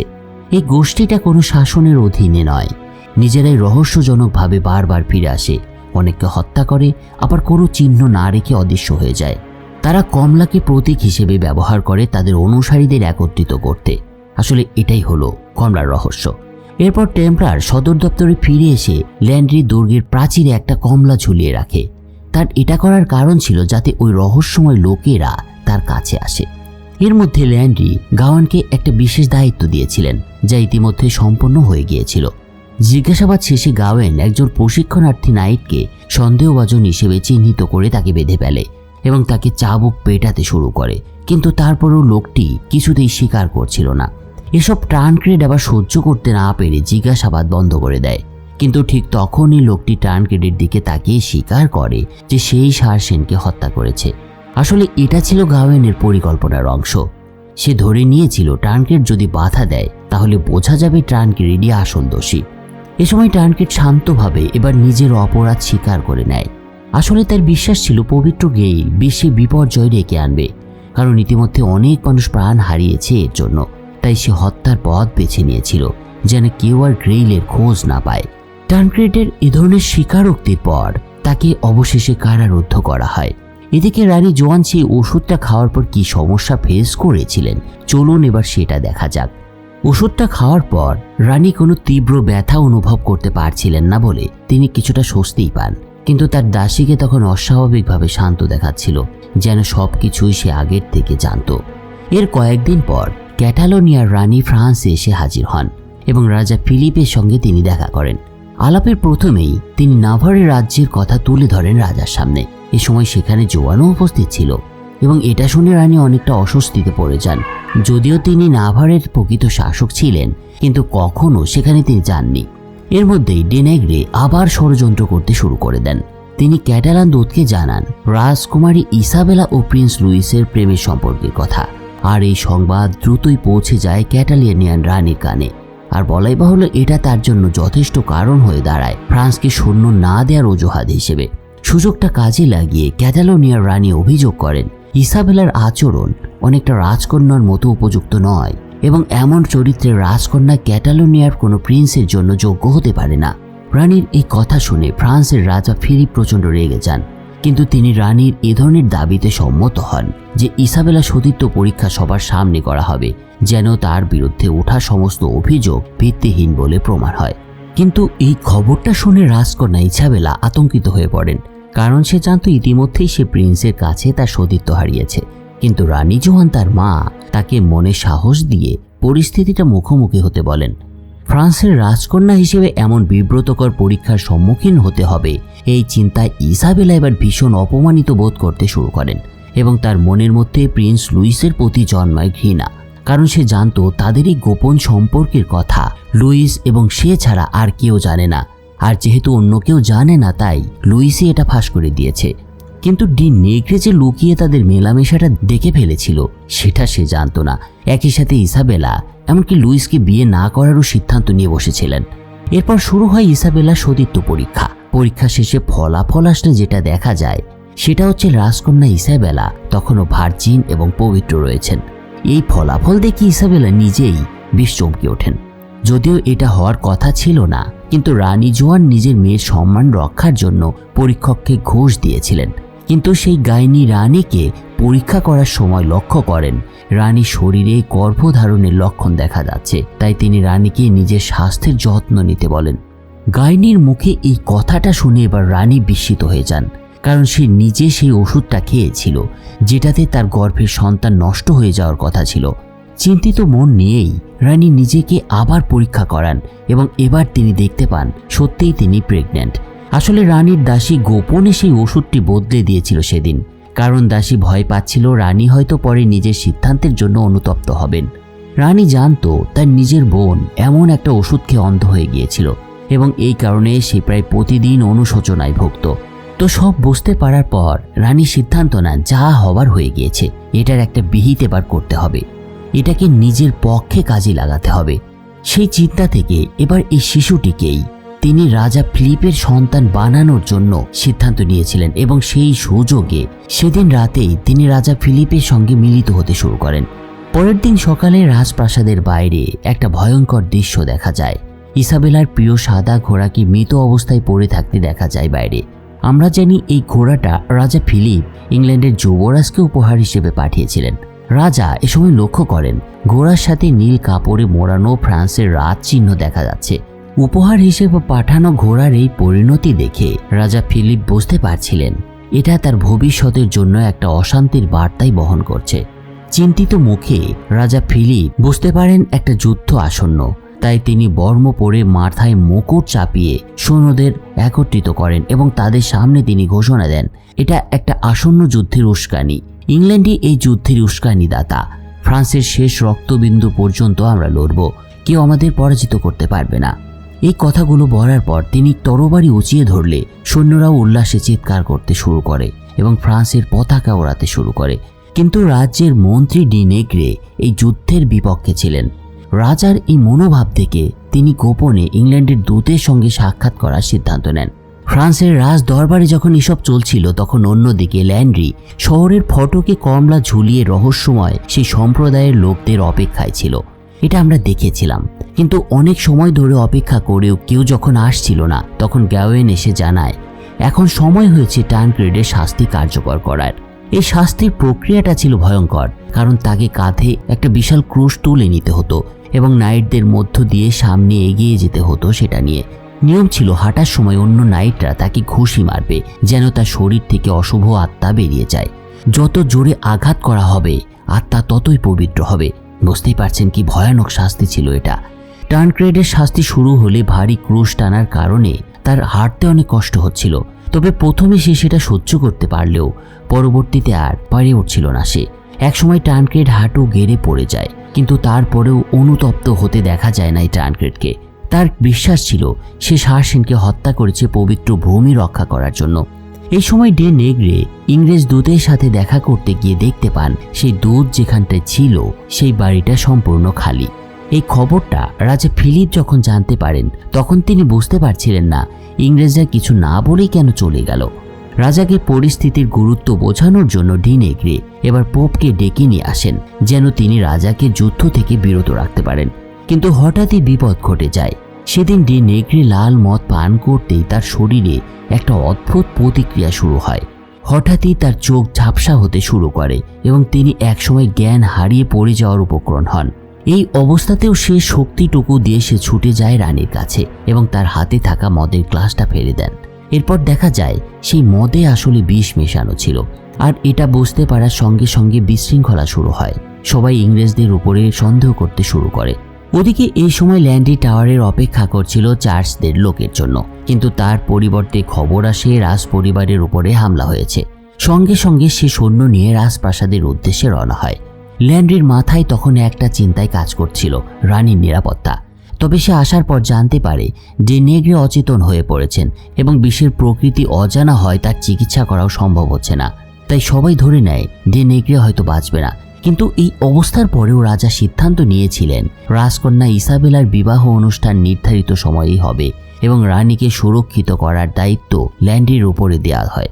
অন্যদিকে গ্যাওয়েন ইংরেজ আর্লের ঘর তল্লাশি করতে গিয়ে দেখতে পায় একটা অদ্ভুত বিষয়। সে একটা অদ্ভুত গন্ধ অনুভব করে। এরপর খোঁজাখুঁজি করার পর সেখানে একটা বাক্স খুলে গ্যাওয়েন দেখতে পায় তার ভেতরে রয়েছে গ্রিক ফায়ার নামে একটা দাহ্য পদার্থ। এটা এমন একটা পদার্থ তখন ছিল যেটা সামান্য স্ফুলিঙ্গের প্রভাবেই জ্বলে উঠত, আর পানি দিয়েও এটাকে নেভানো যেত না। গ্যাওয়েন জানতো এই বিষয়ে অভিজ্ঞতা রয়েছে শুধু টানক্রেডের, তাই টানক্রেডকে জিজ্ঞাসাবাদ করা হয়। প্রথমে টানক্রেড কিছু বলতে অস্বীকার করলেও পার্সিফাল জানায় দুটি বাক্সতে গ্রিক ফায়ার রয়েছে, যেগুলো রাজপ্রাসাদ ও টেম্পল দুটোই জ্বালিয়ে দিতে সক্ষম। এই কথাটা শুনে টানক্রেড অবশেষে মুখ খোলে। সে জানায় এক মঙ্গোলীয় ঘাতককে সে দেখেছিল গ্রিক ফায়ার ব্যবহার করতে, কিন্তু তার নাম সে জানতো না, কারণ লোকটি সবসময় মুখোশ পরে থাকতো এবং হঠাৎ এসেই আবার অদৃশ্য হয়ে যেত। টানক্রেড আরও বলে যদি সন্দেহজনক জায়গায় গন্ধক ছিটানো হয় তবে সেটা গ্রিক ফায়ারের সংস্পর্শে এসে সাদা রঙে পরিবর্তিত হবে, আর এর মাধ্যমেই এই দাহ্য পদার্থকে নিষ্ক্রিয় করা সম্ভব। অন্যদিকে দেখা যায় ল্যান্ড্রি রানীর ঘরে গিয়েছে, কিন্তু তার মন ছিল ভারাক্রান্ত, কারণ সে জানতো রাজা ও রানী এমন এক প্রতিজ্ঞা ভেঙে ফেলেছে যার ফলে যে রানীকে সে ভালোবাসে সে এখন আর তার নেই। ল্যান্ড্রির কথা শুনে রানী জোয়ান তাকে জানায় সে গর্ভবতী এবং রাজা ফিলিপের সাথেই তাকে থাকতে হবে। এই কথাটা শুনে ল্যান্ড্রি হতবাক হলেও খুশি হয়, কারণ রানীর গর্ভে তারই সন্তান ছিল। কিন্তু আনন্দের সেই মুহূর্তে রানী বলে বসে এই সন্তানের পিতা হবে শুধু রাজা ফিলিপ, তুমি এই সন্তানের পিতৃত্ব দাবি করতে পারবে না। একই সাথে রানী ল্যান্ড্রিকে সেই কথাগুলোই মনে করিয়ে দেয় যেগুলো একসময় ল্যান্ড্রি নিজেই বলেছিল তাকে। তাদের এই কথাবার্তার মধ্যেই গাওয়েন এবার ভেতরে ঢোকে এবং ল্যান্ড্রিকে জানায় গ্রিক ফায়ার সমস্যার সমাধান হয়েছে। সালফার দিয়ে পরীক্ষা করার পর প্রাসাদকে নিরাপদ ঘোষণা করা হয়েছে। যেহেতু প্রাসাদের বিপদ কেটে গিয়েছিল তাই অন্য রাইটরাও প্রাসাদ ছেড়ে চলে যায়। কিন্তু নাইটরা চলে যাওয়ার পরই দেখা যায় এক রহস্যময় লোহার মুখোশধারী মানুষকে। এই ঘটনাটা যখন ঘটছিল তখন রাজপ্রাসাদ জুড়ে রাজকুমারী ইসাবেলার রাজকীয় বিবাহর আয়োজন প্রায় শুরু হয়ে গিয়েছিলই বলা যায়। কিন্তু সবার মনে আনন্দ ছিল না। পার্সিফাল নিজের বাগদত্তা মেরির কথা ভাবছিল, আর রানীর পাশে দাঁড়িয়ে থাকা ল্যান্ড্রি অনেকটা আনমনা হয়ে পড়েছিল। কিন্তু এর মধ্যে সে হঠাৎ দেখতে পায় এক ছায়া মূর্তিকে। এক লোহার মুখোশ পরা ব্যক্তি রাজার দিকে তীর নিক্ষেপ করতে যাচ্ছে। ফলে মুহূর্তের মধ্যেই ল্যান্ডি রাজাকে সরিয়ে দেয় এবং নিজে সেই তীরে বিদ্ধ হয়। এ সময় প্রাসাদ জুড়ে বিশৃঙ্খলা ছড়িয়ে পড়ে। রাজকুমারী ইসাবেলা রাজপুত্র লুইসকে নিয়ে পালিয়ে আসে, কিন্তু এক কালো পোশাকধারী দল তাদেরকে ধরে ফেলে এবং ইসাবেলাকে কিডন্যাপ করে নিয়ে যায় তারা। কিন্তু রাজপুত্র লুইস এবার পিছু নেয় সেই মুখোশধারীদের এবং একই সাথে শুরু হয় ধাওয়া। গলির ভেতর দিয়ে গাড়ির গতি যখন ধীরে হয়ে যায় তখন রাজপুত্র একসময় ঘোড়ার কাছে গিয়ে পৌঁছায়, কিন্তু দেখা যায় ইসাবেলা পোশাক গাড়িতে আটকে গিয়েছে। ফলে রাজপুত্র ছুরি বের করে সেটা যখন কাটতে যাবে তখন ইসাবেলা একটা ভয়ঙ্কর কাজ করে বসে। সে নিজেই রাজপুত্রকে ঠেলে ফেলে গাড়ি থেকে লাফিয়ে পড়ে। এই দৃশ্য দেখে রাজপুত্র তার নাম ধরে চিৎকার করতে শুরু করলে লোহার মুখোশধারী ব্যক্তিটিকে গাড়িতে আগুন ধরিয়ে দেয়। আর স্বাভাবিকভাবেই এই ভয়াবহ আগুন থেকে কেউ বাঁচতে পারে না, তাই ধরেই নেওয়া যায় প্রিন্স লুইস মারা গিয়েছেন সেই আগুনে। প্রিন্সের এ ধরনের মর্মান্তিক মৃত্যু রাজকুমারী ইসাবেলার মনে মায়া জাগাতে পারেনি। উপরন্তু রাস্তার পাশে পড়ে অভিনয় করতে শুরু করেছিল সে আহত হওয়ার। এর কিছুক্ষণ পর প্রাসাদে ফিরে ইসাবেলা ডে নেগ্রেকে একটা প্রতিষেধক দিয়েছিলেন, আর দেখা যায় এই প্রতিষেধকের কারণে সে জ্ঞান ফিরে পেয়েছে। এ সময় জানা যায় এই পুরো ষড়যন্ত্রের পরিকল্পনাকারী ছিল আসলে ডে নেগ্রেই, কিন্তু বিদ্রুপের বিষয় হলো বিষ প্রয়োগের শিকার হয়েছিলেন তিনি নিজেই। অন্যদিকে নিকেজ ইংরেজ রাষ্ট্রদূতকে ইংল্যান্ডে না পাঠিয়ে লোহার মুখোশধারী বন্দি করে ফেলেছিল। পরে মুখোশ খুললে দেখা যায় সে এক এশিয়ান নারী। এ সময় সে জানায় ডে নেগ্রের আদেশেই সে কাজ করছে। এর কিছুক্ষণ পর ইংরেজ রাষ্ট্রদূতের সামনে এসে সে বলে এই পুরো ষড়যন্ত্র আসলে ডিউকের পরিকল্পনা ছিল, কারণ সে রাজকুমারীকে বিয়ে করতে না পারার প্রতিশোধ নিতে চেয়েছিল। এর সঙ্গে আসলে ইংল্যান্ড রাজ্যের কোনো সম্পর্ক নেই। এই ঘটনার ফলে ফ্রান্স এবং কাতালিয়ানিয়ার মধ্যে তৈরি হওয়ার জোটটা ভেঙে যায়। রাজপুত্রের মৃত্যু হয়েছিল সেই আগুনে পড়ে, আর রানী তার মৃতদেহ নিয়ে রাজপ্রাসাদে ফিরে এসেছিল। পরিস্থিতি কিছুটা শান্ত হওয়ার পর ডে নেগ্রে আবারও ইংল্যান্ডের সঙ্গে রাজকুমারী ইসাবেলার বিবাহ জোটের প্রস্তাব দেয় রাজাকে, এবং দেখা যায় এবার রাজা ফিলিপ সেটা মেনেও নিয়েছেন। কিন্তু এত সবের মধ্যে ল্যান্ডির মানসিকতা কিন্তু ভালো ছিল না। সে একদিন রাস্তায় যখন একা একা হাঁটছিল আর ভাবছিল তার সন্তান একদিন রাজাকে পিতা বলে ডাকবে, অথচ সেই রাজাকে বাঁচাতে গিয়ে জীবন ঝুঁকিতে ফেলেছে। এসব ভাবতে ভাবতে সে বেশ কষ্ট পেতে শুরু করে। আর এসব ভাবনার মধ্যেই পাশের এক অন্ধকার গলির মধ্য থেকে একদল কালো পোশাকধারী লোক বেরিয়ে আসে। তাদের নেতার নাম ছিল রশিদ এবং তিনি ছিলেন একজন সার্সেন। বোঝাই যাচ্ছিল এই দলটাও সার্সেন গোষ্ঠী। এ সময় ল্যান্ডে চিনেও ফেলে তাকে, তবে পেছন থেকে তার মুখে মুখোশ পরিয়ে এরপর কিডন্যাপ করা হয়। এই রশিদ ছিল একজন ভয়ঙ্কর সন্ত্রাসী, একসময় অসংখ্য হত্যাকাণ্ড ঘটিয়েছিল সে। অন্যদিকে আর একটা ঘটনা ঘটতে দেখা যায়। এক নারী এক সন্দেহভাজনকে অনুসরণ করে এক রঙের কারখানায় এসে ঢোকে। লোকটা জানতো কেউ তাকে অনুসরণ করছে, তবুও সে শান্ত ছিল, কারণ তার চোখে মেয়েটিও ছিল এক শিকার। সাহসী মেয়েটি এ সময় তার সঙ্গে লড়াইয়ে নামে।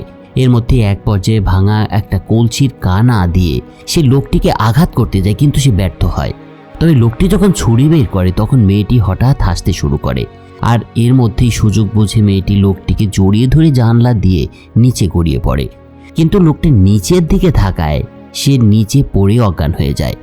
এর কিছুক্ষণের মধ্যেই নিজেকে সামলে নিয়ে মেয়েটি দ্রুত প্রহরীদের খবর দেয় এবং তাদেরকে জানায় এই লোকটার নামই হচ্ছে রোল্যান্ড এবং সেই টেম্পলার নাইটদের খুনের দায়ে দণ্ডপ্রাপ্ত।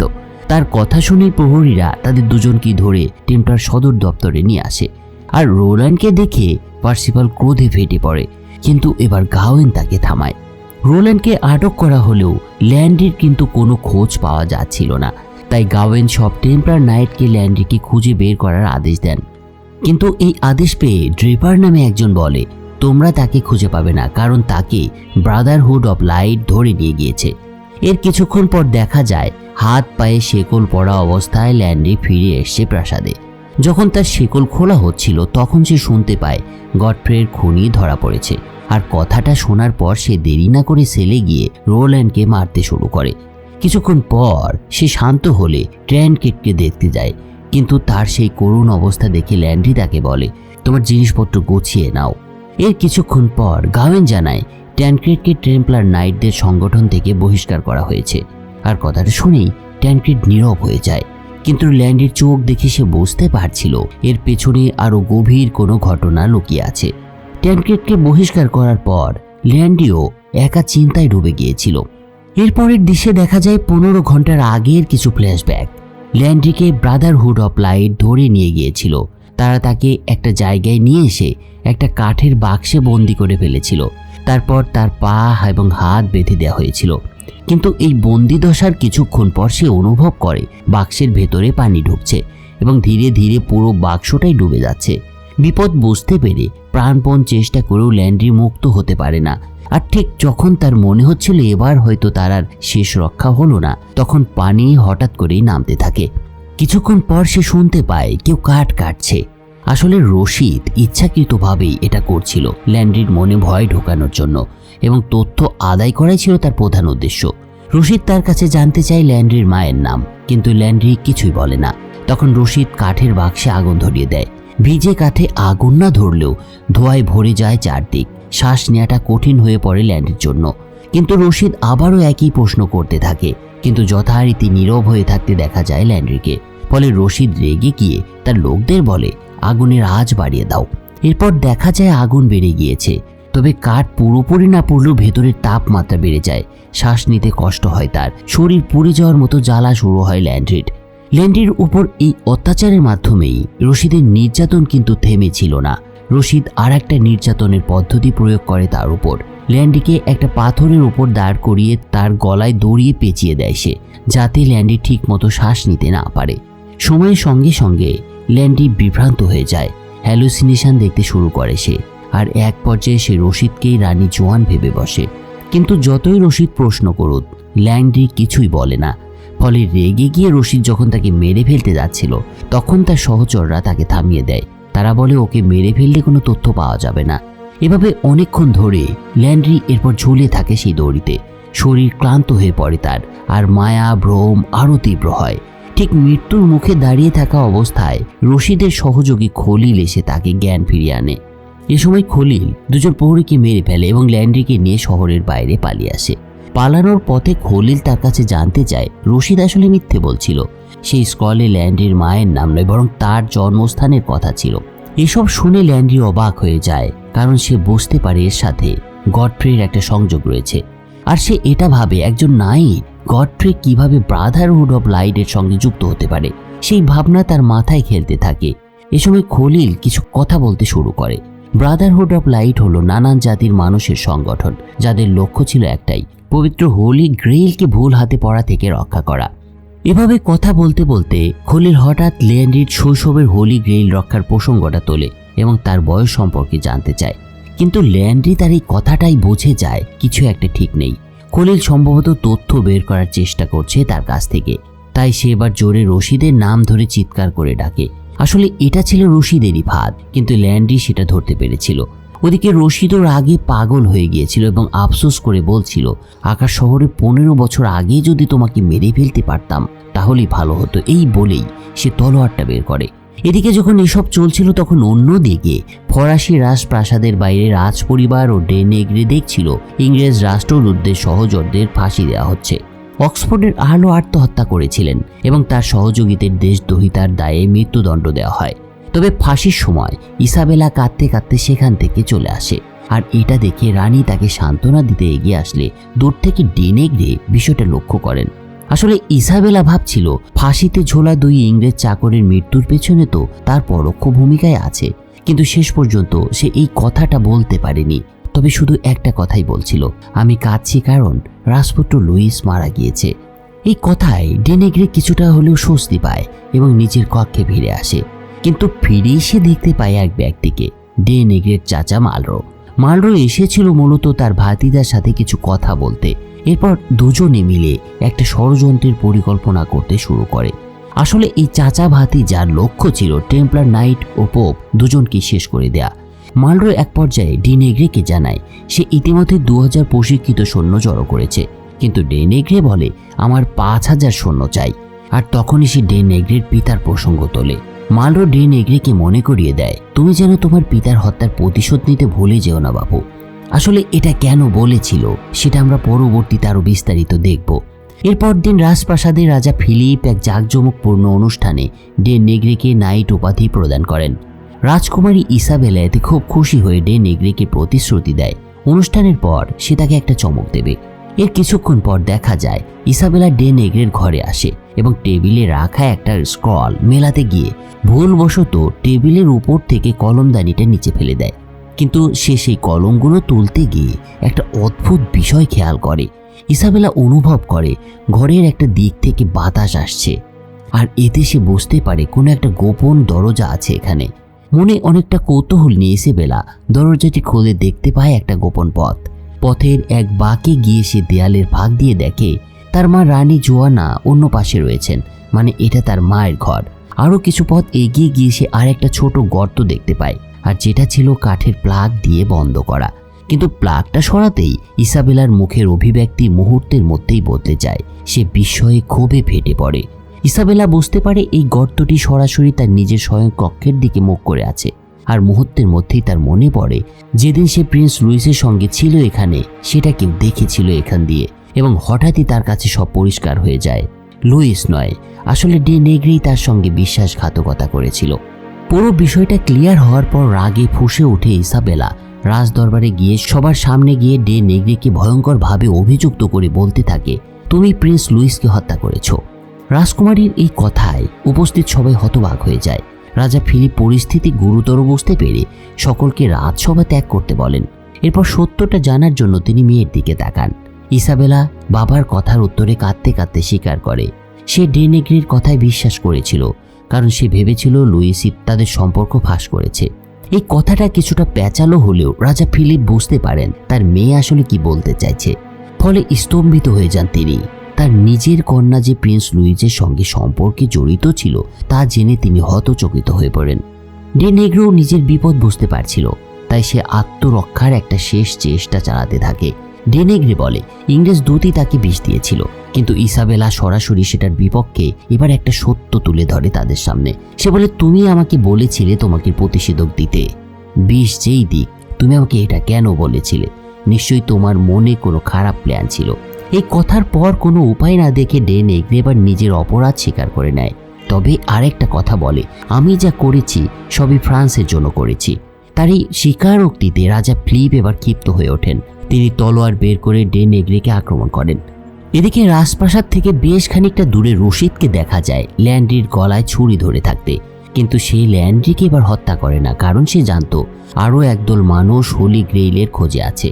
তাই রশিদ এবার প্রস্তাব দেয় ল্যান্ড্রি চাইলে গ্রেইল খুঁজে নিতে পারে, তবে শর্ত একটাই, ট্যানক্রেড যে তার ছেলেকে হত্যা করেছিল তাকে তাদের কাছে হস্তান্তর করতে হবে। কিন্তু ল্যান্ড্রি তার ভাইকে মরতে দিতে চাইছিল না, তাই সে সিদ্ধান্ত নেয় ট্যানক্রেডের জায়গায় সে এবার নিজেকে আত্মসমর্পণ করবে। কিন্তু গাওয়েন ল্যান্ড্রির এই পরিকল্পনা যখন শুনতে পায় তখন অবাক হয়ে যায়। তারপর সে জিজ্ঞাসা করে, তুমি এক বিশ্বাসঘাতককে কেন রক্ষা করছো? কিন্তু ল্যান্ড্রি তার কথার কোনো জবাব দেয় না। এদিকে অ্যাডেলিনা যে রোনাল্ডকে ধরেছিল সেও বিদায়ের প্রস্তুতি নিচ্ছিল। এ সময় পার্সিফাল তাকে এক থলি স্বর্ণমুদ্রা দেয় টেম্পলারদের পক্ষ থেকে পুরস্কার হিসেবে। তবে চলে যাওয়ার আগে অ্যাডেলিনা পার্সিফলকে একটা ছোট্ট চিরকুট দিয়ে বলে, এটা রোল্যান্ড তোমাদের কাছে পৌঁছে দিতে চেয়েছিল, হয়তো কোনো কাজে লাগতে পারে। এদিকে ল্যান্ড্রি একাই রশিদের মুখোমুখি হতে যায়। টেম্পলার নেতা হিসেবে দায়িত্ব নিজের কাঁধে তুলে নেয় সে বলে, আমি বরং হোলি গ্রেইল ছাড়াই থাকতে রাজি আছি, কিন্তু প্যাডালিনের জীবনের বিনিময়ে তথ্য কিনতে পারবো না। এই কথা বলে সে নিজের তলোয়ার মাটিতে ছুঁড়ে ফেলে, আর রশিদ হতাশ হয়ে তার সৈন্যদের আদেশ দেয় ল্যান্ড্রিকে মেরে ফেলতে। কিন্তু ঠিক তখনই পেছন থেকে ভেসে আসে একটা কণ্ঠ, ট্যানক্রেডের কণ্ঠ। গাওয়েন তাকে নিয়ে এসেছে। ট্যানক্রেড নিজের জীবনের বিনিময়ে গ্রেইলের তথ্য নেওয়ার প্রস্তাব দেয় এবার। আর তার কথা শুনে রশিদ ধীরে ধীরে ল্যান্ড্রির কানে ফিসফিস করে বলে, তুমি হোলি গ্রেইল খুঁজবে সেই জায়গায় যেখানে তুমি প্রথম গডফ্রির সঙ্গে দেখা করতে গিয়েছিলে। তারপর সে এটাও প্রতিশ্রুতি দেয়, তুমি যদি গ্রেইলটা খুঁজে পাও তবে ব্রাদারহুড অফ লাইট তোমার নেতৃত্ব মেনে চলবে। ওদিকে এর কিছুক্ষণ পর ডে নেগ্রিকে ফাঁসির আদেশ দেওয়া হয়। মাত্র কিছুক্ষণ আগেই যাকে নাইট উপাধি দেওয়া হয়েছিল এখন তাকেই রাষ্ট্রদ্রোহ ও খুনের অভিযোগে মৃত্যুদণ্ড দেওয়া হচ্ছিল। ফরাসি আইন অনুসারে তখন মৃত্যুর আগে ডে নেগ্রি নিজের শেষ কথা বলার অধিকার পেত। তাই সে জোরালোভাবে আবারও নিজের সাফাই দিতে থাকে। সে বলে, আমি যা করেছি সবই দেশের মঙ্গলের জন্য। হ্যাঁ, আমি হত্যা করেছি এটা ঠিক, কিন্তু আমি কখনো বিশ্বাসঘাতকতা করিনি। কিন্তু রাজা ফিলিপ ডে নেগ্রির এসব কথাকে অজুহাত বলেই উড়িয়ে দেন, আর প্রমাণ না থাকায় রায় কার্যকর করার প্রস্তুতি শুরু হয়। সৈন্যরা ডে নেগ্রির গলায় পরানো দড়িতে টান দেন, আর এ সময় ডে নেগ্রে ঝুলে যান, কিন্তু তার শ্বাস নিতে কষ্ট হতে থাকে। আর ঠিক তখনই ঘটে একটা অপ্রত্যাশিত ঘটনা। ডে নেগ্রের চাচা মালরো আগে থেকেই প্রস্তুত ছিল। সে এবার ফাঁসি দিতে যাওয়া সৈন্যদের হত্যা করে ডে নেগ্রেকে উদ্ধার করে সেখান থেকে পালিয়ে যায়। রাজা ফিলিপ দূর থেকে এই দৃশ্য দেখে ক্ষোভে চিৎকার করে ওঠেন। সে সেনাদের তাকে অ্যারেস্ট করার নির্দেশ দিলেও কোনো লাভ হয় না। পালিয়ে যায় শেষ পর্যন্ত ডে নেগ্রে এবং তার চাচা মালরো। ডে নেগ্রে পালিয়ে গেলেও ল্যান্ড্রি এবং গাওয়েন হোলি গ্রেইলের সন্ধানে বের হয়েছিল। ব্রাদারহুড অব লাইটের দেয়া সূত্র ধরে তারা একসময় পৌঁছায় সেই মাঠে যেখানে ল্যান্ড্রি প্রথম গডফ্রের সঙ্গে দেখা করেছিলেন। কিন্তু তারা সেখানে গিয়ে দেখতে পান পুরো মঠটা ভস্মীভূত, শুধু ধ্বংসস্তূপ পড়ে আছে। এ সময় এক বৃদ্ধ জানায় এক শিশু আগুন নিয়ে খেলতে গিয়ে দুর্ঘটনাক্রমে আগুন লাগিয়ে দিয়েছিল মঠে। এই দৃশ্যটা দেখে ল্যান্ড্রির মনটা ভেঙে যায়। এত যন্ত্রণা, এত ত্যাগ এবং টার্নক্রেডের জীবনের বিনিময়ে পাওয়া সূত্র সবই বৃথা। ব্যর্থতার কারণে আত্মগ্লানিতে ভরে ওঠে ল্যান্ড্রির মন। তাই সে সিদ্ধান্ত নেয় এখানেই অনুসন্ধান শেষ, হোলি গ্রেইলের খোঁজ সে আর চালাবে না। এর কয়েকদিন পর গাওয়েনকে দেখা যায় শহরের রাস্তায় গরিবদের মধ্যে খাবার বিলি করতে, কিন্তু সেই ভিক্ষুকদের ভিড়ে দাঁড়িয়ে থাকা একজনকে দেখে সে থমকে যায়। মলিন পোশাকে মাথা নিচু করে দাঁড়িয়ে থাকা মানুষটা আর কেউ নয়, সে ছিল ডে নেগ্রে, রাজা ফিলিপের মন্ত্রী। ফাঁসির হাত থেকে পালিয়েও সে প্যারিস ছেড়েছিল না। আমরা জানি ল্যান্ড্রি গাওয়েনের কাছ থেকে হোলি গ্রেইল সম্পর্কে তথ্য পাওয়ার চেষ্টা করছিল, কিন্তু এবার দেখা যায় ডে নেগ্রেও হোলি গ্রেইলের সন্ধানে যুক্ত হয়ে গিয়েছেন। নেগ্রে তার সাথে দেখা হওয়ার কারণ শুনে সে তাকে জানায় ল্যান্ড্রি গ্রেইলের অনুসন্ধান বাদ দিয়ে দিয়েছে, কিন্তু ডে নেগ্রে তার কথায় বিশ্বাস করে না। ওদিকে ল্যান্ড্রি অনেকটা হতাশ হয়ে একসময় পোপের সঙ্গে দেখা করতে যায়। ব্রাদারহুড অব লাইটের সঙ্গে তার সম্পর্ক এবং গ্রেইলের তথ্য পাওয়ার জন্য ট্রানকেটের বিনিময়ে সম্পর্কিত চুক্তি, সেগুলোর কথা সে বলে দেয় পোপের কাছে। আর সব শুনে পোপ ল্যান্ড্রিকে সান্ত্বনা দিয়ে বলেন অনুসন্ধান অব্যাহত রাখতে এবং ধৈর্য ধরতে। আর এই কথা শুনে ল্যান্ড্রি জানান ব্রাদারহুড অব লাইট গ্রেইলকে রক্ষা করছে, কিন্তু ব্রাদারহুড অব লাইটের গ্রেইল রক্ষা করছে শুনে ক্ষিপ্ত হয়ে যান পোপ এবং জোর দিয়ে তিনি বলেন গ্রেইলের প্রতি শুধুমাত্র খ্রিস্টানদেরই অধিকার রয়েছে, কোনো ভ্রান্ত মতবিশ্বাসীরা কখনো এটা স্পর্শ করতে পারবে না। একই সাথে তিনি ল্যান্ড্রিকে সতর্ক করে বলেন ব্রাদারহুডের সঙ্গে তার যেন কোনো সম্পর্ক না থাকে, তাদের সঙ্গে কোনো যোগাযোগ রাখা যাবে না। পোপের কথার পর ল্যান্ড্রি তাকে শত বোঝানোর চেষ্টা করলেও পোপ তার কথা শুনতে রাজি নন এবং তাকে তিনি বিদায় জানিয়ে দেন। এই একই সময়ে রানী জোয়ানের গর্ভাবস্থাও অনেকটা স্পষ্ট হয়ে গিয়েছিল, তাই তিনি রাজা ফিলিপকেই কথাটা জানাতে একদিন বাধ্য হন। যদিও ল্যান্ড্রি দুঃখ পেয়েছিলেন যে তার সন্তানকে অন্যের পিতৃত্ব স্বীকার করতে হবে, কিন্তু তিনি বুঝতে পারছিলেন আসলে তার কিছু করার ছিল না। কিন্তু তারপরও রাজা ল্যান্ড্রিকে বলেন রানী একটা পুত্র সন্তান জন্ম দিতে যাচ্ছেন। এরপর ল্যান্ড্রিকে রানীর পেট স্পর্শ করান রাজা, যা ল্যান্ড্রির মনটাকে আরো বিষিয়ে তুলেছিল। এর ঠিক পরের দিন খবর আসে কাতালেনিয়া নাভারের উপরে আক্রমণ করেছে। যেহেতু নাভার ছিল রানী জোয়ানের রাজ্য, তাই এই সংবাদ তাকে অস্থির করে তুলেছিল এবং রাজার কাছে নাভার রক্ষার জন্য রানী সেনা প্রার্থনা করেন। কিন্তু রাজা রানী জোয়ানকে বলে দেন সেনা সমবেত হতে 2 সপ্তাহ কমপক্ষে সময় লাগবে। কিন্তু রানী আর অপেক্ষা করতে চাইছিলেন না, তাই তিনি তার দাসীকে নিয়েই সেই রাতে অনেকটা গোপনেই প্যারিস ছেড়ে চলে আসেন নাভারে। এদিকে টেম্পলারদের একটা সভায় ল্যান্ড্রি জানতে পারে রানী রাজা ফিলিপের আদেশ অমান্য করে একাই নাভারে চলে গিয়েছেন। এই সংবাদে ল্যান্ড্রির মন পুরোপুরি ব্যস্ত হয়ে যায়, ফলে তিনি আর একটা গুরুত্বপূর্ণ তথ্য উপেক্ষা করে যান। সেটা হচ্ছে রোল্যান্ড গডফ্রের হত্যাকারী। রোল্যান্ডকে জেনোয়া প্রেরণ করা হবে বিচার কাজের জন্য, কারণ সেখানে সে আরেকটা হত্যাকাণ্ডের সঙ্গে যুক্ত ছিল। এই খবরটা না শুনেই ল্যান্ড্রি রাজপ্রাসাদে ছুটে আসেন এবং রাজাকে বলেন রানীকে তিনি ফিরিয়ে আনার জন্য সাহায্য করতে চান। কিন্তু রাজা ফিলিপ সেটা অস্বীকার করে। সে ল্যান্ড্রিকে আশ্বাস দিয়ে বলে তুমি চিন্তা করো না, রানীর নিরাপত্তার জন্য ব্যবস্থা নেওয়া হয়েছে নাভারে। এরপর রাজা ফিলিপ অদ্ভুত একটা কাজ করে বসেন। তিনি আসলে চাইছিলেন রাজপ্রাসাদ ছেড়ে বাইরে বেরিয়ে সাধারণ মানুষের সাথে মিশে শান্তিতে একটু ড্রিঙ্কস করতে। এ কারণে তিনি সাধারণ নাগরিকদের মতো পোশাক পরেন এবং ল্যান্ড্রিকে তিনি সঙ্গে নিতে চান। টেম্পলার নাইট হিসেবে ল্যান্ড্রি জনসমক্ষে মদ্যপান করতে পারতেন না, বিশেষত কমান্ডার হিসেবে। কিন্তু রাজা নিজে যেহেতু চাইছিলেন, তাই ল্যান্ড্রি বাধ্য হয়ে 1 গ্লাস খেতেও হয়। সেখানে আলাপ চলাকালীন রাজা হঠাৎ এক পথচারীর সঙ্গে গ্যাঞ্জামে জড়িয়ে পড়েন। আর এটা ছিল ছদ্মবেশী পোশাকি রাজার প্রথম সাধারণ নাগরিক হিসেবে লড়াই। কিন্তু ল্যান্ড্রির সহায়তায় সে যাত্রায় রক্ষা পান রাজা। এরপর রাজা প্রাসাদে ফেরার কালে ল্যান্ড্রিকে বলেন তিনি একসময় ডে নেগ্রিকে ভীষণ পছন্দ করতেন, কিন্তু সেই লোকটাই তার সাথে বিশ্বাসঘাতকতা করেছে, তাই এখন ল্যান্ড্রি হচ্ছে তার সবচেয়ে সত্যিকারের বন্ধু। কিন্তু রাজা এই কথার পর ল্যান্ড্রি কোনো উত্তর দেয় না, কারণ সে জানতো তার ভবিষ্যৎ অনেক কঠিন হতে চলেছে। বিশেষ করে রানী জোয়ানের সাথে তার সম্পর্কটার বিষয়ে সে ভীষণ চিন্তিত ছিলেন। অন্যদিকে দেখা যায় টেম্পলার বিল্ডিংয়ে পার্সিফাল রোল্যান্ডকে নির্যাতন করছে এবং তার পরিকল্পনা সম্পর্কে সে জানতে চাইছে। কিন্তু এই অবস্থায় ড্রেপার এতে হস্তক্ষেপ করে এবং পার্সিফালকে বলে রোল্যান্ডকে জেনোয়া পাঠানো হবে বিচারের জন্য। কিন্তু পার্সিফাল এই সিদ্ধান্তের বিরুদ্ধে প্রশ্ন তোলে, কারণ টেম্পলার কমান্ডার হত্যার চেয়ে বহুতর গুরুতর অপরাধ করেছে, তাই তার সাজা সে নিজেই রোল্যান্ডকে দিতে চাইছিল। কিন্তু এই বিষয়টা পার্সিফাল ড্রপারকে বলেন না। পরের দিন পার্সিফাল তার প্রেমিকা মেরির একটা নেকলেস সাথে নিয়ে ছদ্মবেশে একটা রথ চালক হিসেবে রোনাল্ডকে সাথে করে দূরের একটা বনভূমিতে চলে আসেন। তারপর নিজেই সেখানকার একটা গাছের সাথে রোল্যান্ডকে বেঁধে নৃশংসভাবে হত্যা করেন তাকে। ওদিকে রাজার সাথে দেখা শেষ করে প্রাসাদে ফিরে ল্যান্ডি ভুলবশত গাওয়েনকে বলে দিয়েছিল তার এক বিবাহিত মহিলার সঙ্গে সম্পর্ক রয়েছে এবং সে তার সন্তান বহন করছে। কিন্তু দেখা যায় গাওয়েন ডে নেগ্রেকে এই খবরটা জানিয়ে দেয়, আর বোঝা যাচ্ছিল গাওয়েন ল্যান্ডির সাথে বিশ্বাসঘাতকতা করতে শুরু করেছিল। কিন্তু এই খবরটা শুনে ডে নেগ্রে মোটেও অবাক হয় না, তবে তিনি ল্যান্ডি এবং গাওয়েনের মধ্যে একটা বিভেদ সৃষ্টি করার চেষ্টা শুরু করেন। তারই লক্ষ্য হিসেবে ডে নেগ্রে গাওয়েনকে বলেন যদি ল্যান্ডি হোলি গ্রেইল খুঁজেও পায় সেটা গাওয়েনের পায়ের চোট সারাতে সে ব্যবহার করবে না। মন্ত্রীর এমন কথা শুনে গাওয়েন প্রথমে বিশ্বাস করতে চাইছিল না, কিন্তু তারপর তার মনে ল্যান্ডি সম্পর্কে অনেক কিছু উদয় হতে থাকে। গাওয়েন একসময় ক্রসের সামনে প্রার্থনা করতে শুরু করে। সে বুঝতে পারছিল না কেন ল্যান্ডি যে বহু নিয়ম ভেঙেছে তবুও তাকে তার এত আপন মনে হয়। কিন্তু তারপরেই গায়নের মনে হতে থাকে সে নিজেকে উৎসর্গ করেছিল শুধুমাত্র ল্যান্ডির জন্য। তারপর থেকে সে শারীরিক কষ্ট ভোগ করছে, কিন্তু সেই ল্যান্ডি তার প্রতি তেমন কোনো গুরুত্বই দেখাননি। এরপর হঠাৎ গাওয়েন সিদ্ধান্ত নেয় সে নিজে গ্রেইল দখল করবে।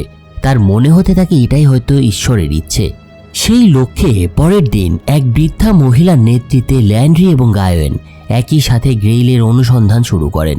খুঁজতে খুঁজতে তারা একসময় সেই মঠে এসে পৌঁছান যেখানে ল্যান্ডের ছোটকালে বিচরণ ছিল। তারা মঠে পৌঁছালে এক বৃদ্ধা মহিলা দরজা খুলে দেন এবং ল্যান্ড্রি ও গাওয়েনকে একটা সুড়ঙ্গের মধ্যে নিয়ে আসেন। সেই সুড়ঙ্গ ধরে কিছুটা যাওয়ার পর তারা একটা উঠোন মতো জায়গায় এসে পৌঁছায় এবং সেখানে একটা গাছ দেখতে পায়। তারা ল্যান্ডি দেখতে পায় সেই গাছের সাথে ঝুলছে একটা বাক্স। বাক্সটি নামানোর পরে সেটা খুলে ল্যান্ডি অবাক হয়ে যায়, কারণ বাক্সের ভেতরেই সুন্দরভাবে রক্ষিত আছে সেই হোলি গ্রেইল। ছোট্ট বস্তুটা বাক্সের মধ্য থেকে তুলে আনার সাথে সাথে ল্যান্ডির মনে হতে থাকে এই ছোট্ট কাপটি বহু মৃত্যুর কারণ হয়ে দাঁড়িয়েছে। ল্যান্ডি যখন গ্রেইলটা দেখছে ঠিক তখন গাওয়েনকে দেখা যায় একটা ভয়ানক কাজ করতে। সে তার পেছনে এসে একটা ছুরি বের করে, কিন্তু ল্যান্ডি প্রথম থেকেই সতর্ক ছিল। তবে এত দ্রুত গাওয়েন এমন একটা কাজ করে বসবে সেটা সে আশা করেনি। যদিও আগে বৃদ্ধা মহিলা সতর্ক করেছিলেন তাকে যে গাওয়েন গ্রেইল দখল করার চেষ্টা করতে পারে, কিন্তু ল্যান্ডির সেটা বিশ্বাস হয়নি। এখন গাওয়েনের এই ছুরি বের করা দেখে বৃদ্ধা মহিলার কথায় সে সত্যতা বুঝতে পারে। এরপর সেখানেই দুজনের মধ্যে শুরু হয় লড়াই। ল্যান্ডি গাওয়েনের দুর্বল দিকে সে পায়ে আঘাত করে এবং তাকে মাটিতে ফেলে দেয়। আর ক্রুদ্ধ গাওয়েন পাল্টা লড়াই করার চেষ্টা করে, কিন্তু ল্যান্ড্রির তলোয়ার গাওয়েনের বুকে এসে ঠেকে এক সময়। তবে ল্যান্ড্রি কিন্তু গাওয়েনকে সেদিন হত্যা করেনি, আর এটাই হয়তো তার চরম ভুল একটা সিদ্ধান্ত হয়েছিল। কেন সেই বিষয়টা আমরা সামনে দেখতে পাবো। অন্যদিকে একই সময়ে ডে নেগ্রে যখন শহরের রাস্তায় হেঁটে যাচ্ছিলেন তখন তিনি লোকমুখে শুনতে পান ফ্রান্সের সাথে যুদ্ধের কথা। কিছুটা খোঁজ নিয়ে ডে নেগ্রে জানতে পারেন ফ্রান্স ইংল্যান্ডের সাথে যুদ্ধে জড়াচ্ছে না, বরং কাতালোনিয়ার নাভার আক্রমণের কারণে যুদ্ধ শুরু হয়েছে এবং রানীও সেখানে গিয়েছে, আর তাতেই রাজা সাহায্য করতে চাইছেন। পথচারীর কথায় ডে নেগ্রির মনে পড়ে এবার গাওয়েনের কথাগুলো, যে কদিন আগে বলেছিল ল্যান্ডির সম্পর্ক রয়েছে এক বিবাহিত মহিলার সঙ্গে। আর কথাটা মনে হওয়ার পর ডে নেগ্রি বুঝতে পারেন পুরো বিষয়টা। ওদিকে গাওয়েনকে অজ্ঞান করে ফেলার পর বৃদ্ধ মহিলা ল্যান্ডির কাছে জিজ্ঞাসা করেন এখন সে গাওয়েনের সাথে কি করবে। ল্যান্ডি তাকে বলে সে তাকে অচেতন করে ফেলেছে। এরপর ল্যান্ডি হোলি গ্রেইলটা পোপের কাছে পৌঁছে দেওয়ার পরিকল্পনার কথা তাকে জানান, কিন্তু এটা শুনে বৃদ্ধ মহিলা দৃঢ়ভাবে তার বিরোধিতা করেন এবং বলেন গ্রেইলকে পোপের কাছে দেয়া মানে নিশ্চিত মৃত্যু। কিন্তু ল্যান্ডি তার কথাই বিশ্বাস করে না। তখন বৃদ্ধ মহিলা জানায় সেই ল্যান্ডির বাস্তব মা। এই কথাটা শুনে চমকে ওঠে ল্যান্ডি এবং তার দিকে তাকায় এবং মুহূর্তের জন্য বাক্রুদ্ধ হয়ে যায় সে। ল্যান্ডি সেই ছোটবেলায় মাকে রেখে চলে এসেছিল গডফ্রের হাত ধরে। তারপর থেকে তার মার সাথে আর কোনো যোগাযোগ ছিল না। যা হোক, অন্যদিকে পার্সিফাল রোল্যান্ডকে হত্যা করার পর আবার স্যাংচুয়ারিতে ফিরে এসেছিল এবং পিয়েরেকে জানিয়েছিল সে রোল্যান্ডকে হত্যা করেছে এবং তার পেছনের মূল কৌশলীকেও খুঁজে পাওয়া গিয়েছে। পার্সিফালের কথা শুনে পিয়েরে বলে সে তার কথা বিশ্বাস করে না এবং কমান্ডারকে এটা জানাতে চায়। ঠিক সেই মুহূর্তেই পিয়েরে এই কথা বলার পরই তাকে আক্রমণ করে বসে এবং পার্সিফালকে খুন করে। অন্যদিকে দেখা যায় টেম্পলার নাইটরা পোপের রক্ষীদের সাথে সংঘর্ষে লিপ্ত হয়েছে। সংখ্যাগরিষ্ঠ পোপ রক্ষীদের সাথে টেম্পলাররা প্রথমে পেরে উঠছিল না। আসলে এই সংঘর্ষের মূল কারণ ছিল হোলি গ্রেইল এবং এর প্রেক্ষাপট ছিল কিছুক্ষণ আগের একটা ঘটনা। হোলি গ্রেইলটা উদ্ধার করার পর ল্যান্ডি সিদ্ধান্ত নিয়েছিলেন পোপের কাছে সেটা পৌঁছে দেবে, কারণ গ্রেইল খ্রিস্টানদের পবিত্রতার প্রতীক। যদি পোপ গ্রেইলটা হাতে পান তবে সে আরেকটা ক্রুসেড পরিচালনা করতে সক্ষম হবেন বলেই ধারণা করছিল যে। এদিকে স্যাংচুয়ারিতে ফিরে পিয়েরে সকলকে জানায় পার্সিফাল রোল্যান্ডকে অপহরণ করে মেরে ফেলেছে এবং সে স্বীকার করে যে সে এই বিষয়টা জানতো কিন্তু বলেনি। আসলে পার্সিফালকে পিয়েরে হত্যা করেছিল এবং তার দেহটা গডফ্রের সার্কোফ্যাগাসে ফেলে দিয়েছিল। কিন্তু সৌভাগ্যবশত পার্সিফাল আগেই ড্রপারের সঙ্গে যোগাযোগ করে রোল্যান্ডের বিষয়টি নিয়ে সাহায্য চেয়েছিলেন।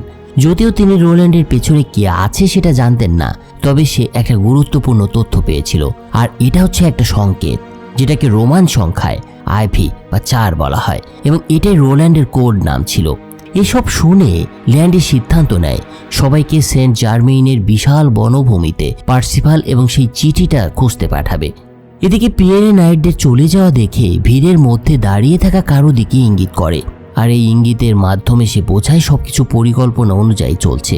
এদিকে হোলি গ্রেইল পাওয়ার পর রশিদ সেখানে এসে হাজির হয়, কারণ তার মিশনটাও ছিল গ্রেইলকে রক্ষা করা। এ সময় ল্যান্ডি গ্রেইলকে পোপের কাছে দেওয়ার সিদ্ধান্ত নিয়েছিলেন, কিন্তু তার মা এবং রশিদের নিষেধ সত্ত্বেও ল্যান্ডি তাদের কাউকেই বিশ্বাস করছিলেন না। সে মূলত তার সিদ্ধান্তেই অটুট ছিলেন। এর কিছুক্ষণ পর দেখা যায় পোপ তার সাথে বিরাট একটা প্রতিনিধি দল নিয়ে স্যাংচুয়ারিতে এসে উপস্থিত হয়েছেন। হোলি গ্রেইল খুঁজে পাওয়া গিয়েছে বলে তাকে ভীষণ উৎসাহিত দেখাচ্ছিল। ল্যান্ডির হাতে থাকা কাপটি দেখে পোপ তার সরলতায় মুগ্ধ হন। এ সময় ল্যান্ডিও পোপকে রোম পর্যন্ত গ্রেইলের সঙ্গে যাওয়ার প্রস্তাব দেন তাকে, কিন্তু পোপ সেটা প্রত্যাখ্যান করে তাকে বলেন তার সাথে যথেষ্ট সুরক্ষা ব্যবস্থা আছে। এই কথাটা শুনে ল্যান্ডি জানতে চায় পোপ গ্রেইলের সঙ্গে আসলে কি করতে চাচ্ছে। পোপ তার কথার উত্তরে জানায় সে জেরুজালেম পুনর্দখলের জন্য আর একটা ক্রুসেড শুরু করার পরিকল্পনা করছেন। পোপের মতামত জানার পর ল্যান্ডি কিছুটা বিরক্তি প্রকাশ করেন, কারণ সে আর রক্তপাত চাইছিল না। এতদিনে এত বছরে বহু রক্তপাত ঘটেছে পবিত্র নগরীকে ঘিরে, কিন্তু পোপ তাকে কুসংস্কারের প্রভাবে প্রভাবিত করে তার বিরুদ্ধে অভিযোগ তোলে। এরপর যখন পোপ এবং তার রক্ষীরা রওনা হওয়ার প্রস্তুতি নেয়, ঠিক তখন ল্যান্ডি কিছু অস্বাভাবিক নড়াচড়া লক্ষ্য করেন। তিনি দেখতে পান রক্ষীদের কলার গলিতে নাম্বার ট্যাগ লাগানো আছে, আর তার এবার মনে পড়ে যায় ড্রপারের কথা, মানে সে আইভির কথা। সে সাথে সাথেই বুঝতে পারে এই রোল্যান্ডই ছিল পোপের রক্ষী, আর পোপই গডফ্রিকে হত্যা করেছিল রোল্যান্ডকে দিয়ে। এই সময় যেহেতু সবাই পার্সিফালকে খুঁজতে চলে গিয়েছিল, তাই এই স্যাংচুয়ারিতে ল্যান্ডির সাথে তার নাইটদের অভাব ছিল। কিন্তু তা সত্ত্বেও ল্যান্ডি পোপের মুখোমুখি হয়ে রোল্যান্ডের পরিচয় প্রকাশ করে দেন। এ সময় পোপ স্বীকার করেন গডফ্রিকে সেই হত্যা করেছে, কারণ গডফ্রি গ্রেইলটা চার্চের হাতে দিতে অস্বীকার করেছিল। তার প্রকৃত পরিকল্পনা ছিল গ্রেইল ব্যবহার করে ইউরোপে যুদ্ধে উস্কানি দেওয়া এবং চার্চের প্রাচীন মহিমা ও ক্ষমতা পুনঃস্থাপন করা। এরপরই পোপ সেখান থেকে বেরিয়ে যান, আর পোপ বিদায় নেওয়ার পর সেখানে একটা লড়াই শুরু হয়, যেটা আমরা একটু আগে দেখতাম। কিন্তু সংখ্যাগতভাবে পোপের সৈন্য সংখ্যা বেশি থাকলেও টেম্পলারদের সাথে মোকাবেলা করতে পারছিল না তারা। এ সময় ল্যান্ডি লড়াইরত অবস্থায় গেটের দিকে ছুটে যায় এবং পিয়েরেকে এটা বন্ধ করতে বলে, কিন্তু পিয়েরে যে আসলে ছিল পোপের গুপ্তচর, সে পোপকে পালানোর সুযোগ করে দিলেও ল্যান্ডি এবং তার সঙ্গী মানে তার মা এবং রশিদকে ভেতরে আটকে ফেলেন। অন্যদিকে রানী জোয়ান এসে পৌঁছেছিলেন নাভারে এবং একটা সিদ্ধান্ত নেওয়ার কথা ভাবছিলেন। তিনি দেশের সার্বিক বিষয় নিয়ে চিন্তা করে তিনি নাভারের গভর্নরকে ডেকে পাঠান এবং যুদ্ধ সংক্রান্ত মিটিংয়ে তাকে আমন্ত্রণ জানান। কিন্তু গভর্নরের কাছে তিনি জানতে পারেন নাভার ইতিমধ্যেই আত্মসমর্পণ করেছে কাতালোনিয়ার কাছে এবং কাতালোনিয়ার রানী নাভারের সিংহাসনে বসে গিয়েছেন। এই অবস্থায় গভর্নর চেয়েছিলেন রানীকে প্যারিসে ফিরিয়ে নিয়ে যেতে, কিন্তু কাতালোনিয়ার রানী যখন এটা শুনতে পারেন তখন তিনি অস্বীকার করেন। সে বলে অন্যরা চলে যেতে পারে, কিন্তু রানী জোয়ানকে অবশ্যই তার সঙ্গে থাকতে হবে, কারণ তার আত্মীয় এবং তার সঙ্গে অনেক হিসেব বাকি আছে। এই একই সময়ে ফ্রান্সের রাজপ্রাসাদে একটা অদ্ভুত ঘটনা ঘটে যায়। ডে নেগ্রেকে দেখা যায় নিজের জীবন বাজি রেখেই সে কিং ফিলিপের সঙ্গে উপস্থিত হয়েছে। যদিও রাজা তাকে দেখে ক্ষিপ্ত হয়ে গিয়েছিলেন, কিন্তু ডে নেগ্রে যখন বলেন হোলি গ্রেইল ফ্রান্সেই রয়েছে এবং সেটা দিয়ে রাজাকে উৎখাত করার ষড়যন্ত্র চলছে, তখন তিনি কিছুটা শান্ত হন। রাজা জানতেন ফ্রান্সে পোপের একটা সেনাদল আছে এবং সেটা রাজার নিয়ন্ত্রণে নেই। এই মানুষদের শুধুমাত্র পোপ নিয়ন্ত্রণ করেন। রাজার ভাবনা বুঝতে পেরে ডে নেগ্রে রাজাকে বলে সে রেড নাইটস নামে এমন একটা সেনা সংগঠন গঠন করেছে যারা টেম্পলারদের সঙ্গে লড়াই করতে সক্ষম। বলাই বাহুল্য এটা ছিল রাজার প্রতি ডে নেগ্রের একটা টোপ, কিন্তু তা সত্ত্বেও কিং ফিলিপ বলেন টেম্পলারদের সঙ্গে শত্রুতা করার প্রয়োজন নেই, কারণ ল্যান্ড্রিকে তিনি ঘনিষ্ঠ বন্ধু মনে করেন। রাজার এই কথার প্রেক্ষিতে ডে নেগ্রে এবার তার সেই চালটা চালেন। তিনি বলেন ল্যান্ড্রি রাজার বন্ধু নয়, বরং রানীর ঘনিষ্ঠ সঙ্গী, এবং রানী যার মাধ্যমে গর্ভবতী হয়েছেন তিনি রাজা নন, বরং ল্যান্ড্রি। নেগ্রির এই কথায় খুবই স্বাভাবিকভাবে ক্রুদ্ধ হয়ে যান কিং ফিলিপ। এরপর তিনি ডে নেগ্রির গলা চেপে ধরেন, কিন্তু একটু পরেই নিজেকে সামলে নেন। তারপর রাজা সিদ্ধান্ত নেন ডে নেগ্রিকে বন্দি করবেন তিনি, এবং রানী ফিরে আসার পর তাকে আরও জিজ্ঞাসাবাদ করা হবে। এর কিছুক্ষণ পর শান্ত হয়ে কিং ফিলিপ ডে নেগ্রির কক্ষে স্বর্ণ এবং রূপা ভর্তি একটা বাক্স পাঠান। যদিও তিনি পুরোপুরি নিশ্চিত ছিলেন না, তবু সতর্কতার জন্য এই বাক্সটি রেড নাইটদের জন্য পদেয় সহায়তা হিসেবেই পাঠানো হয়েছিল। মানে প্রকারান্তরে রাজা ডে নেগ্রির কথাগুলো বিশ্বাস করে নিয়েছিলেন। ওদিকে কাতালোনিয়ার রানী প্রিন্স লুইসের মৃত্যুর প্রতিশোধ নেয়ার জন্য রানী জোয়ানকে জিম্মি করে ফেলেছিলেন এবং তার গর্ভের সন্তান এবং কন্যা ইসাবেলার মধ্যে যে কোনো একজনকে বেছে নেয়ার কথা তাকে বলেছিলেন। কিন্তু কাতালোনিয়ার রানী তার চালে ভুল করে বসেন এবং জোয়ানকে আন্ডার এস্টিমেট করেছিলেন তিনি। দেখা যায় কাতালোনিয়ার রানীকেই জোয়ানই হত্যা করে ফেলেছে। কাতালোনিয়ার রানীকে হত্যা করার পর জোয়ান তার জায়গা নেন এবং কাতালোনিয়া ও নাভারের নতুন রানী হিসেবে শাসনভার গ্রহণ করেন। এদিকে ল্যান্ড্রি ও তার সঙ্গীরা সেই বাড়ির ভেতরে আটকা পড়েছিল এবং বাইরে পিয়েরে তার লোকজনকে দরজা ভেঙে ফেলতে নির্দেশ দিয়েছিল। তার এটা করার উদ্দেশ্য ছিল ভেতরে আটকা পড়া ল্যান্ড্রি, তার মা এবং রশিদকে হত্যা করা। দেখা যায় একসময় পিয়েরে লোকজন মূল গেট ভেঙে ঢুকে পড়েছে, আর বলাই বাহুল্য এ সময় শুরু হয় লড়াই। ল্যান্ড্রির মাও এই লড়াইয়ে যোগ দেন তার ছেলের সঙ্গে। রশিদও একের পর এক শত্রুকে হত্যা করতে থাকে ল্যান্ড্রির পাশে থেকে। কিন্তু কিছুক্ষণের মধ্যেই দেখা যায় বাইরে থেকে শত্রুরা চিমনির মাধ্যমে বিষাক্ত ধোঁয়া প্রবেশ করাচ্ছে ভেতরে, ফলে ল্যান্ড্রিকে সেই ঘর থেকে বের হয়ে আসতে হয় অন্যদের নিয়ে। এ সময় রশিদ নেতৃত্ব দিয়ে আক্রমণ শুরু করেছিল, কিন্তু শেষ পর্যন্ত শত্রুদের ভয়ানক সব আঘাত আর সহ্য করতে পারছিলেন না রশিদ। সাহসিকতার সাথে লড়াই করে শেষমেশ পরাজয় মেনে নেন এই সার্সের নেতা। ওদিকে ল্যান্ড্রি পিয়েরেকেও হত্যা করে ফেলেছিল। তারপর ল্যান্ড্রি রশিদের কাছে এসে হাজির হন। মৃত্যুর আগে রশিদ ল্যান্ড্রির কাছে তার ছেলের কবরের জন্য একটা ব্রেসলেট তার হাতে তুলে দেন। এরপর রশিদ ল্যান্ড্রির কাছে ক্ষমা চান।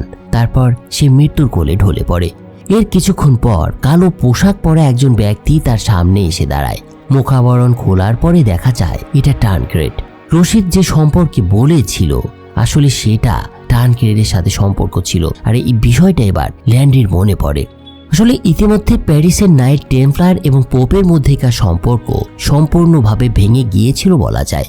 তাই ধরেই নেওয়া যাচ্ছিল পোপ ল্যান্ড্রির বিরুদ্ধে কোনো একটা পদক্ষেপ নিশ্চয়ই নেবেন। আর সেই আশঙ্কা থেকেই দেখা যায় ল্যান্ড্রি তার প্রাপ্য নির্বাসনের নোটিশটা দ্রুতই হাতে পান। একই সঙ্গে গ্র্যান্ড মাস্টার ডে মেলায় দ্বারা স্বাক্ষরিত গ্রেপ্তারি পরোয়ানাও এসে পৌঁছায় তার কাছে। প্রথমে ল্যান্ড্রি গ্র্যান্ড মাস্টার ডে মেলারের সঙ্গে দেখা করার পরিকল্পনা করেছিলেন পোপের কুকর্ম ফাঁস করে দেওয়ার জন্য। তবে দেখা যাচ্ছে পোপ আসলে ল্যান্ড্রির আগেই, মানে তাকে সুযোগ না দিয়েই সে আগেই গ্র্যান্ড মাস্টারের সাথে দেখা করেছে। তা সত্ত্বেও ল্যান্ড্রি তার মূল পরিকল্পনায় অটুট থাকে, অর্থাৎ তিনি গ্র্যান্ড মাস্টারের সঙ্গে দেখা করবেন। তার বিশ্বাস ছিল গ্র্যান্ড মাস্টার তার সব কিছু শোনার পর অন্তত তার পাশে থাকবে। এরপর ল্যান্ড্রি বাইরে বের হয়ে আসে, কিন্তু সে দেখতে পায় দরজায় কিছু লোক দাঁড়িয়ে আছে, আর যারা তার সঙ্গে প্যারিসে থাকতে সিদ্ধান্ত নিয়েছিলেন। ল্যান্ডি তাদের সিদ্ধান্তকে সম্মান জানান। এরপর ট্রানকেট তাকে জিজ্ঞাসা করেন, যদি শুধু তুমি আর আমি একসাথে থাকতে পারতাম না, তাহলে অবশ্যই গ্র্যান্ড মাস্টারকে আমরা বোঝাতে সক্ষম হতাম। তো এরপর তাদের মধ্যে সিদ্ধান্ত হয় তারা চার্চে যাবেন গ্র্যান্ড মাস্টারের সাথে দেখা করতে। তবে দরজা খোলার পর দেখা যায় অদ্ভুত একটা দৃশ্য। ল্যান্ডি দেখতে পায় বেশ কিছু নাইট তাদের অপেক্ষায় দাঁড়িয়ে আছেন বাইরে। এরা ছিল সবই ল্যান্ডির সমর্থক। যদিও সামনের কাজটা খুবই ঝুঁকিপূর্ণ হতে যাচ্ছিল, কিন্তু অদ্ভুত ব্যাপার হলো যে পোপকে রক্ষা করার জন্য তৈরি করা হয়েছিল তাদের, সেই টেম্পলারের দলটাই তার বিপক্ষে চলে গিয়েছিল। অন্যদিকে কাতালোনিয়ার রানীকে হত্যা করার পর জোয়ান ফিরে এসেছিলেন প্যারিসে, কিন্তু তিনি এবার একটা বিষয় বুঝতে পারছিলেন যে আর কোনো বিষয় তিনি আর গোপন রাখবেন না। তিনি নাভারেই থাকবেন এবং দেশ শাসন করবেন। জোয়ান আশা করেছিল ল্যান্ডি হয়তো তার সঙ্গে এবার যোগ দেবে, মানে তিনি প্রকারান্তরে রাজা কিংকে ছেড়ে দিয়ে ল্যান্ডিকেই তার সাথে থাকার জন্য চিন্তা করে নিয়েছিলেন। তবে তার এই পরিকল্পনা বাস্তবায়ন করা ছিল ভীষণ কঠিন, কারণ রানী জোয়ান তার কন্যা ইসাবেলাকে প্যারিসে রেখে যেতে পারছিলেন না। তাই অনেকটা ঝুঁকি নিয়েই তিনি প্যারিসে এসেছিলেন ইসাবেলাকে নিয়ে যাওয়ার জন্য। কিন্তু প্রাসাদে পৌঁছে রানী ইসাবেলাকে ডেকে নেয়ার পর তাকে যখন সব কথা জানান, তখন মায়ের কাছে সব শুনে ফ্রান্স ছাড়তে অনিচ্ছা প্রকাশ করেন ইসাবেলা। যদিও নাভার ছিল রানী জোয়ানের অঞ্চল, বরং একজন রাজকন্যা হিসেবে ইসাবেলা ফ্রান্সে বেশ ভালোই সম্মান পাচ্ছিলেন। তাই স্বাভাবিকভাবেই তাদের কথোপকথন খুব একটা সুখকর হয় না এবং সফল হয় না। অন্যদিকে ল্যান্ড্রিউ তার সঙ্গীদের নিয়ে টেম্পলার চার্চের প্রধান কার্যালয়ে এসে পৌঁছান। সেখানে টেম্পলাররা সম্পূর্ণ সজ্জিত অবস্থায় লাইন করে দাঁড়িয়েছিল। ডে মেলারও ল্যান্ডিকে সাদরে গ্রহণ করেন। সংক্ষিপ্ত সৌজন্য বিনিময়ের পর ল্যান্ডি গ্র্যান্ড মাস্টার ডে মেলারকে পোপের অপরাধের বিষয়ে বিবরণ দেন। তিনি জানান পোপ গডফ্রিকে হত্যা করতে এক কিলারকে পাঠিয়েছিলেন। এরপর তিনি হোলি গ্রেইল চুরি করেছেন এবং ইউরোপ জয় করার পরিকল্পনা করছেন। কিন্তু এত সব কথা বলা হলো ল্যান্ডি বিষয়ের সাথে খেয়াল করে গ্র্যান্ড মাস্টার তার দাবিকে প্রত্যাখ্যান করছে এবং উল্টো তাকে বলছে পোপের কার্যক্রম টেম্পলারদের উপকারে আসবে। ডে মেলায় মনে করতেন পোপ ইউরোপের সমস্যায় ব্যস্ত থাকবেন। টেম্পলাররা হোলি ল্যান্ড পুনরায় দখল করতে পারবে, যা উভয়ের জন্যই লাভজনক হবে। গ্র্যান্ড মাস্টারের এ ধরনের কথার পর ল্যান্ডি এবার কিছুটা দ্বিধায় পড়ে যায়। সে বুঝতে পারছিল না সত্যিই তাদের জেরুজালেমে ফিরে যাওয়া উচিত কিনা এবং সেটাকে দখল করা উচিত কিনা। গ্র্যান্ড মাস্টার এরপর ল্যান্ড্রিকে জিজ্ঞাসা করেন সে কি পোপের বিরুদ্ধে তার অভিযোগগুলো প্রত্যাহার করবে কিনা। ল্যান্ড্রি উত্তর দেয় না, বরং গ্র্যান্ড মাস্টারকে সব টেম্পলারদের একত্রিত করে পোপের মোকাবেলা করতে অনুরোধ জানান এবং হোলি গ্রেইল পুনরুদ্ধার করারও আহ্বান করেন। তবে গ্র্যান্ড মাস্টার পোপের বিরুদ্ধে দাঁড়ানোর কোনো কারণ দেখতে পাচ্ছিলেন না, বিশেষ করে যখন পোপ ইতিমধ্যেই এখানে এসে পৌঁছেছিলেন। এ সময় ল্যান্ড্রিও দেখতে পায় পোপ ভেতর থেকে বেরিয়ে আসছে। ওদিকে রানী জোয়ান ইসাবেলাকে বোঝাতে ব্যর্থ হওয়ার পর ল্যান্ড্রিকে একটা চিঠি লিখেছিলেন তার সঙ্গে যোগ দেওয়ার জন্য। কিন্তু তিনি যখন চিঠিটা লিখছেন ঠিক তখন কিং ফিলিপ প্রবেশ করেন জোয়ানের ঘরে, আর জোয়ান দ্রুত চিঠিটা একটা বইয়ের নিচে লুকিয়ে ফেলেন। কিং মূলত এসেছিল তাকে ডিনারে আমন্ত্রণ জানানোর জন্য। এরপর কিং ফিলিপ সেখান থেকে বেরিয়ে যান, আর সে বেরিয়ে যাওয়ার পর জোয়ান এবং তার দাসী কিং ফিলিপ কিছু মনে করেননি এবং তিনি জানেন না যে তার পেটে ল্যান্ডির সন্তান রয়েছে, আর সে কারণেই যে তাকে ডিনারে আমন্ত্রণ করেছে। এই বিষয়টি নিয়ে যখন দুজন আলোচনা করছে ঠিক তখনই তাদের এই কথাবার্তাগুলো ইসাবেলা শুনতে পায় এবং সে অবাক হয়ে যায়। ওদিকে ল্যান্ড্রিকে গ্রেপ্তার করা হয়েছিল এবং তাকে বিচারের মুখোমুখি করা হয়েছিল। যদিও ট্রানক্রেট তাকে পালাতে বলেছিলেন, কিন্তু ল্যান্ডি তার কথা অস্বীকার করেন। তার বিশ্বাস ছিল যেহেতু পোপ এখানে উপস্থিত তাই হোলি গ্রেইলও এখানে রয়েছে।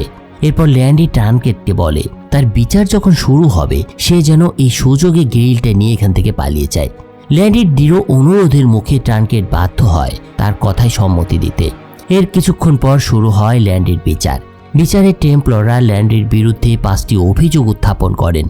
সহকর্মী টেম্পলারদের উপরে ল্যান্ডি আক্রমণ করেছিল, শাসেনদের সঙ্গে তার ষড়যন্ত্র, পোপের বিরুদ্ধে মিথ্যা অভিযোগ, টেম্পলারদের শপথ লঙ্ঘন এবং পোপের প্রতি অবমাননাগুলো ছিল ল্যান্ডির বিরুদ্ধে আনা 5টি অভিযোগ। এসব অভিযোগের পর ল্যান্ডির পালা আসে নিজেকে ডিফেন্ড করার, কিন্তু দেখা যায় ল্যান্ডি তার উপর আনা অভিযোগ অস্বীকার করছেন না। তবে সে দাবি করে তার সব কাজ হোলি গ্রেইলকে অনুসরণ করার জন্য পোপের নির্দেশে করা হয়েছিল। সে স্বীকার করে শিকল পরে থাকাটাই তার অপরাধের প্রমাণ। ল্যান্ডি আসলে ঠিকই বলেছিল এবং এই আদালতে বিচারকে দোষারোপ করার পরিণতি ছিল স্পষ্ট। তার কাজকে চার্চের পবিত্রতার অবমাননা হিসেবেই ধরা হয় এ সময়। তবে তারপরেই ল্যান্ডি পোপকে আসল দোষী হিসেবে বলতে শুরু করেন এবং সবার উদ্দেশ্যে বলেন পোপই গডফ্রেকে হত্যা করেছিলেন। তার এই কথার পর পোপ সবাইকে অবাক করে দিয়ে হত্যার বিষয়টা স্বীকার করে নেন। এরপর পোপ দাবি করে গডফ্রে একজন বিশ্বাসঘাতক ছিল, যে শত্রুকে গোপন পথের অবস্থান বলে দিয়েছিল, যার ফলে আকরের পতন ঘটেছিল এবং হোলি ল্যান্ডের টেম্পলাররা তাদের শেষ দুর্গটাও হারিয়েছিল। পোপের এই কথার প্রেক্ষিতে গ্র্যান্ড মাস্টার ল্যান্ডিকে জিজ্ঞাসা করেন এসব কি সত্যি, কিন্তু ল্যান্ডি এবার চুপ করে থাকে।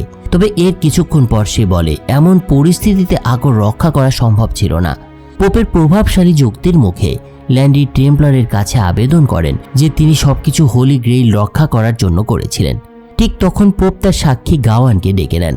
গাওয়ান প্রকাশ্যে ল্যান্ডিকে বলেন হোলি গ্রেইলের তথ্যর জন্য টানক্রেডের সঙ্গে সে একটা ডিল করেছিল এবং বিবাহিত নারীর সঙ্গে তার অবৈধ সম্পর্কে রয়েছে। গাওয়ানের কথায় ল্যান্ডি এবার বুঝতে পারে সে বিপদে পড়তে যাচ্ছে।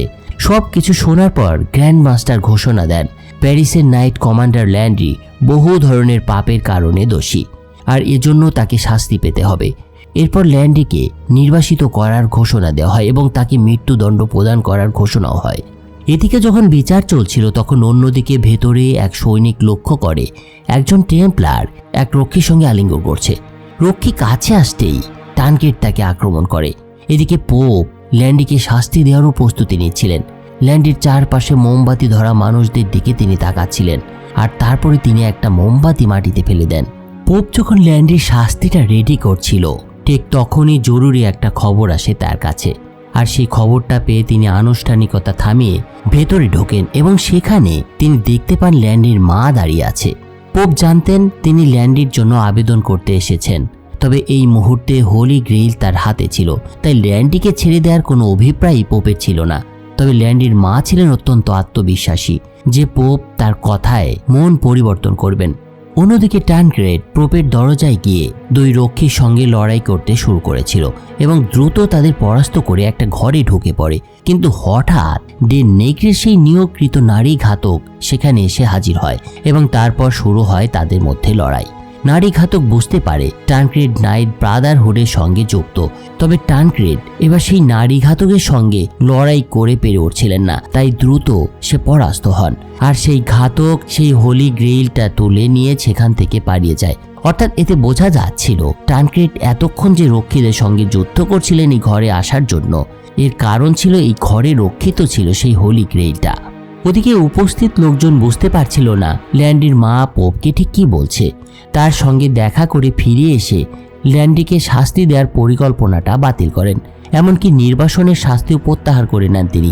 পোপ এরপর ব্যক্তিগতভাবে ল্যান্ডির কাছে ক্ষমা চান, কিন্তু তাদের কথোপকথন বাধাগ্রস্ত হয় তখন যখন একজন রক্ষক হোলি গ্রেইল চুরির খবরটা এনে তাকে দেন। এরপর প্রায় সকলেই হোলি গ্রেইলের খোঁজে ব্যস্ত হয়ে পড়ে। তারা এতটাই তখন ব্যস্ত হয়ে পড়েছিল যে সম্পূর্ণভাবে এরা সবাই ভুলেই গিয়েছিল ল্যান্ডি তখনও গ্রেট হলে বন্দী রয়েছেন। আর এই সুযোগটা কাজে লাগিয়ে গাওয়েন একটা স্লেজ হ্যামার নিয়ে সেখানে প্রবেশ করে এবং ল্যান্ডিকে প্রচণ্ডভাবে আঘাত করে। ল্যান্ডির হাঁটুতে আঘাত করে চলে যায় গাওয়েন, আর ল্যান্ডি সেই আঘাতের যন্ত্রণায় কাতরাতে থাকেন। এর কিছুক্ষণ পর ল্যান্ডিকে উদ্ধার করা হয়। নাইটহুডের সদস্যরা তাকে প্রধান চিকিৎসকের কাছে নিয়ে যায়। সৌভাগ্যবশত দেখা যায় তার আঘাত গুরুতর ছিল না। এর পরের দিন শয্যায় শুয়ে থাকা ল্যান্ডির কাছে এক দর্শনার্থী আসেন, আর যিনি ছিলেন স্বয়ং পোপ। পোপ তাকে জানান তিনি তার বিরুদ্ধে দেওয়া আদেশ প্রত্যাহার করেছেন এবং ল্যান্ডির পায়ের দ্রুত সুরক্ষার আশা করছেন তিনি। পোপ হঠাৎ কেন এমন আচরণ করতে শুরু করেছিলেন সেটার উত্তর হলো ডে নেগ্রেট কিং ফিলিপের অনুকম্পা নিয়ে পোপের বিরুদ্ধে একটা শক্তিশালী সেনাবাহিনী তৈরি করেছিল, আর এটা শোনার পরেই পোপ বুঝতে পেরেছিল এই মুহূর্তে ল্যান্ডির সাহায্য ছাড়া তিনি এখানে টিকতে পারবেন না। ওদিকে কিং ঘোষণা দেওয়ার আগেই পোপ চাইছিল ল্যান্ডি প্যারিস শাখার নাইটদের নেতৃত্ব দিয়ে গ্রেইলকে উদ্ধার করুক। এর মধ্যে ফ্রান্সের রাজপ্রাসাদে জোয়ান ফিরে আসেন এবং কিং ফিলিপ গোপনে জোয়ানের কাছে যান এবং তাকে ক্ষমা করার প্রস্তাব দিয়ে বলে যদি সে তার সঙ্গে থাকে তাহলে তার সব ভুল তিনি মাফ করে দেবেন। কিন্তু রানী জোয়ান শুধু ল্যান্ডির সঙ্গে থাকতে চাইছিলেন, আর এই বিষয়টা কিং ফিলিপের জন্য অত্যন্ত অপমানজনক ছিল, এটা স্বাভাবিকভাবে বলাই যায়। ল্যান্ডি এবং নাইটরা প্যারিসের পথে রয়েছে জানার পর কিং ফিলিপ দে নেগ্রেকে নির্দেশ দেন ল্যান্ডিকে শহরের বাইরেই হত্যা করার। তবে জোয়ান তাদের এই পরিকল্পনাটা শুনে ফেলে। এবং সে কিং ফিলিপকে অনুরোধ করে ল্যান্ড্রিকে হত্যা না করার জন্য।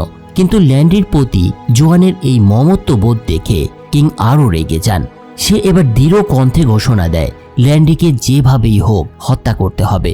কিন্তু কিংয়ের কাছ থেকে চলে আসার সময় জোয়ান টেবিল থেকে একটা মোমবাতি তুলে কিং ফিলিপের মাথায় আঘাত করে তাকে অচেতন করে ফেলেন। এরপর তিনি হোলি গ্রেইলটা নিয়ে সেখান থেকে দ্রুত পালিয়ে আসেন। এরপর সে প্যারিসের বাইরে বনের মধ্যে অবস্থান করা ল্যান্ডের কাছে এসে পৌঁছান এবং কিং ফিলিপের পরিকল্পনার কথা তাকে জানায়। কিন্তু ঠিক তখনই তাদের থেকে কিছুটা দূরে একটা ঘোড়াকে আসতে দেখা যায় এবং তার উপরে থাকা 2 রাইডারকে মৃত দেখা যাচ্ছিল। বলাই বাহুল্য শত্রুর দ্বারা তারা ছিল তীরবিদ্ধ। দুটো মৃতদেহ ঘোড়ার উপরে দেখে ল্যান্ড্রি বুঝতে পারে তার বিপদ আসছে এবং জোয়ানকে সেজন্য সে তার সহযোগী নাইটদের অন্যত্র নিয়ে যাওয়ার নির্দেশ দেন। তবে চলে যাওয়ার আগে জোয়ান গোপনে ল্যান্ড্রিকে জানান যে তিনি হোলি গ্রেইলটা সঙ্গে নিয়ে এসেছেন। আর এটা শুনে ল্যান্ড্রি তাকে সতর্ক করে দিয়ে বলে সেটাকে লুকিয়ে রাখার জন্য, সে যেন কাউকে এটার কথা না বলে। নেতার নির্দেশ পেয়ে টেম্পলাররাও প্রতিরক্ষা ব্যবস্থা জোরদার করে। আর এর কিছুক্ষণ পর ভার্সাইয়ের জঙ্গলে লাল চাদর পরা সৈন্যদের একটা দলকে বনের মধ্য থেকে বেরিয়ে আসতে দেখা যায়। তারা নিজেদেরকে রেড নাইটস বলে ঘোষণা করছিল। এরা ছিল মূলত ফ্রান্সের কিং ফিলিপের কর্তৃক নিয়োগকৃত ভাড়াটে সৈন্য, যাদের অ্যারেঞ্জ করেছিলেন মন্ত্রী ডেনেগ্রে। তাদের একমাত্র লক্ষ্য ছিল টেম্পলারদের ধ্বংস করা এবং ল্যান্ড্রিকে হত্যা করা। সংখ্যায় রেড নাইটস টেম্পলারদের অনেক গুণ বেশি ছিল। রেড নাইটসদের নেতৃত্ব ছিলেন গায়েন, আর টেম্পলারদের নেতৃত্ব দিচ্ছিল অনেকটা খুঁড়িয়ে খুঁড়িয়ে চলা ল্যান্ড্রি। এরপর শুরু হয় যুদ্ধ, ভয়ঙ্কর যুদ্ধ। ল্যান্ড্রি সামনে থেকে আক্রমণ করে। সংখ্যায় কম হলেও টেম্পলাররা পিছু হটছিল না, বরং টেম্পলারদের ঢাল শত্রুর ঢালের সঙ্গে সংঘর্ষে লিপ্ত হয়েছিল ভয়ঙ্করভাবে। টেম্পলাররা দক্ষতার সঙ্গে লড়াই করছিল এবং একে একে রেড নাইটসদের নিপাতিত করতে শুরু করেছিল তারা।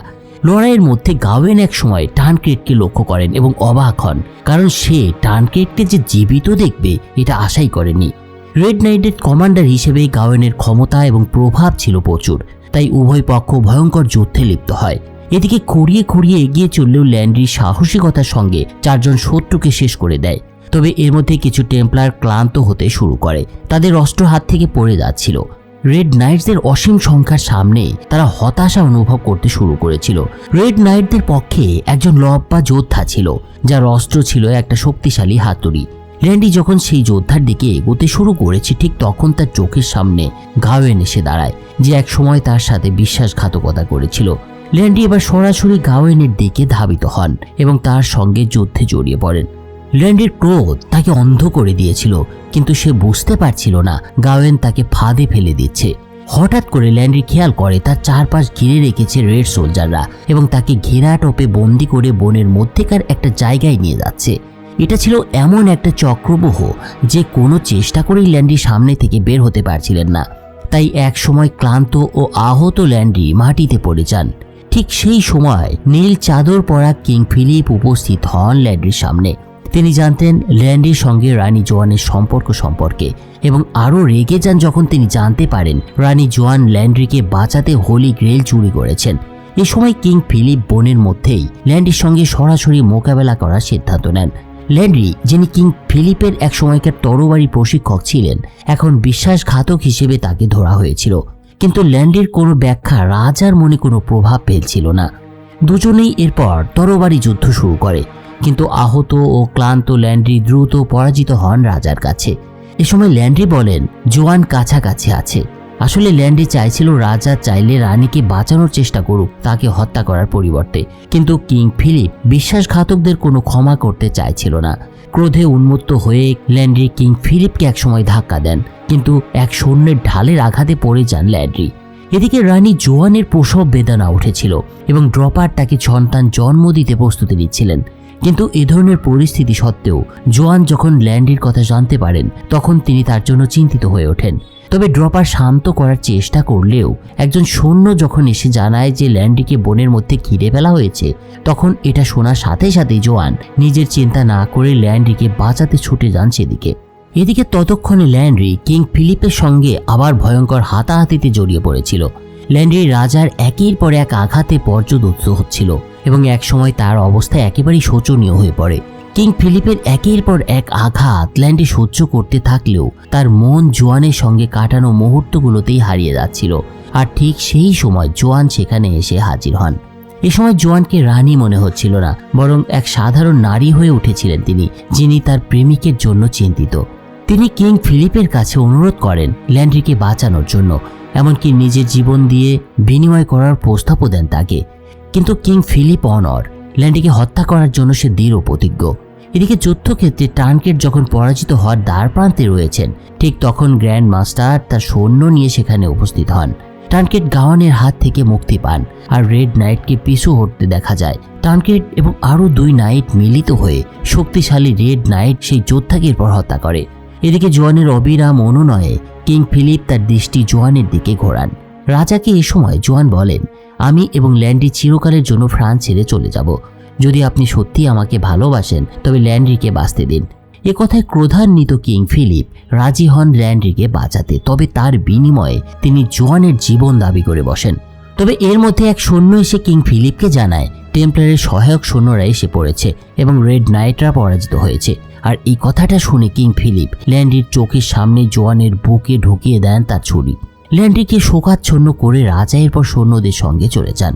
রাজা চলে যাওয়ার পর ল্যান্ড্রির মুমূর্ষ জোয়ানকে কোলে তুলে নেন, আর বোঝাই যাচ্ছিল শোকের ভারী বিপর্যস্ত হয়ে পড়েছে সে।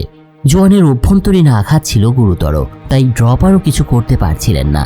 এ সময় ল্যান্ডি জোয়ানকে জাগিয়ে রাখার চেষ্টা শুরু করেন, কিন্তু জোয়ান তাকে তার ভবিষ্যতের স্বপ্নর কথা বলতে থাকে। ল্যান্ডিকে নিয়ে তিনি নাভারে ফিরে গিয়ে একটা সুখী পরিবার সহ সুখী জীবনযাপন করতে চাইছিলেন। এ সময় ল্যান্ডি তার ভুল স্বীকার করেন। সে জোয়ানকে বলেন, আমার ভুল হয়েছে, আমি হোলি গ্রেইল খোঁজার দিকে বেশি মনোযোগ দিয়েছিলাম, আর এ কারণে আমি তোমার দিকে খেয়াল দিতে পারিনি। এ সময় হঠাৎ তার মনে পড়ে হোলি গ্রেইল মৃতদেরও জীবিত করতে পারে এবং সেটা জোয়ানের কাছেই আছে। হোলি গ্রেইলের চিকিৎসামূলক শক্তি অনুসরণ করে ল্যান্ডি ড্রপারকে পানি এনে গ্রেইলে ঢালতে বলেন। তারা অলৌকিক কিছু আশা করছিলেন যে জোয়ান হয়তো এই গ্রেইলের পানি পান করে সুস্থ হয়ে উঠবেন, কিন্তু তাকে সেই গ্রেইলে করে পানি পান করানো হলেও শেষ পর্যন্ত মারা যান রানী জোয়ান। আর জোয়ানকে হারিয়ে ক্রোধে ল্যান্ডি হোলি গ্রেইলটাই ভেঙে ফেলেন। এই পুরো সিজন জুড়ে আমরা দেখেছি কিভাবে সবাই এটাকে খুঁজে পেয়েছিল, কিন্তু এখন সেটা ভেঙে খান খান। হৃদয় ভাঙা ল্যান্ডি সুখী একটা পরিবার কল্পনা করে জোয়ানের পেটের উপর তার হাতটা রাখেন। এ সময় সে অনুভব করে ভেতর থেকে নাড়াচাড়া করছে কিছু একটা। হোলি গ্রেইল জোয়ানকে সেদিন বাঁচাতে ব্যর্থ হলেও তার সন্তানকে সে বাঁচাতে পেরেছিল। এই কথাটা যখন ল্যান্ডি ড্রপারকে বলে, তখন ড্রপার একটা উপায় বের করে। সিরিয়ায় শিশুকে বাঁচানোর একটা উপায় তারা বের করেছে এবং ল্যান্ডিকে জিজ্ঞাসা করার চেষ্টা করে যে সে সেই পদ্ধতিটা প্রয়োগ করতে ইচ্ছুক কিনা। ড্রপারের কথায় ল্যান্ডি বিনা দ্বিধায় রাজি হন। আধুনিক সিজারিয়ান প্রক্রিয়ার মাধ্যমে এরপর শিশুটি নিরাপদে জন্মগ্রহণ করে, আর দেখা যায় এটা একটা মেয়ে। ল্যান্ডি তার কন্যাকে কোলে নিয়ে খুবই আনন্দ অনুভব করছিলেন। শোকে ভরা হৃদয়ের মাঝে তার এতটুকু সুখের ঝলক যেন নিয়ে এসেছিল এই কন্যাটি। এদিকে টার্নক্রেট এবং গ্র্যান্ড মাস্টার জোয়ান এবং বাকি নিহত টেম্পলারদের দাফনের অনুষ্ঠান সমাপ্ত করতে ব্যস্ত হয়ে পড়েছিলেন। আর ল্যান্ডি তার নবজাতক কন্যাকে কোলে নিয়ে দাফনের সময় সকল দায় স্বীকার করে নেন এবং ফ্রান্সের রানী, নাভারের রানী এবং জোয়ানের প্রতি তার ভালোবাসাটা প্রকাশ করেন। তিনি শেষ না করা পর্যন্ত টার্নক্রেট একটা শ্লোক গাইতে শুরু করেন এবং সেই একই সময় জোয়ানকে ধীরে ধীরে সমাধিস্থ করা হয়। কিন্তু এদিকে যখন দাফন কাজ চলছে, তখন অন্যদিকে একজন টেম্পলারকে একটা অদ্ভুত কাজ করতে দেখা যায়। সে রথের কাছে গিয়ে চূর্ণ হোলি গ্রেইলের বাক্সটা খুলে ধরেন। ছোট্ট ছুরির সাহায্যে গ্রেইলের ভিত্তি খুলে একটা ছোট্ট স্ক্রল বের করে নেন তিনি এবং তারপর সেটা সে গিলে ফেলে। এদিকে ল্যান্ডি বের হওয়ার প্রস্তুতি নিচ্ছিল, আর তখনই সে তুষারের মধ্যে একটা লাল ফুল ফুটতে দেখেন। এই ফুলটা ছিল নাভারের একটা জাতীয় ফুল। ল্যান্ডি সেই দৃশ্যটা কল্পনা করতে শুরু করেন যেটা জোয়ান তাকে বর্ণনা করেছিল। নাভারের ছোট্ট একটা আরামদায়ক কটেজ, যেটা চারদিকে লাল ফুলে ঘেরা, ঘাস খাওয়া ঘোড়া আঙিনাতে চড়ে বেড়াচ্ছে এবং তার মধ্যে তিনজনের একটা ছোট্ট পরিবার তাদের একান্ত সময় কাটাচ্ছে। কিন্তু অদ্ভুত ব্যাপার হলো, সেই তিনজনের মধ্যে জোয়ান হারিয়ে গিয়েছিলেন, আর ল্যান্ডির অবলম্বন হয়ে উঠেছিল তার ছোট্ট কন্যা শিশু। বন্ধুরা, এর মাধ্যমেই শেষ হয় নাইট ফলের প্রথম সিজনের গল্প। প্রথম সিজনটা খুবই দীর্ঘ ছিল এবং আমি বেশ একটু সময় নিয়ে আপনাদের সামনে পুরো ঘটনা প্রবাহ এক্সপ্লেইন করার চেষ্টা করেছি।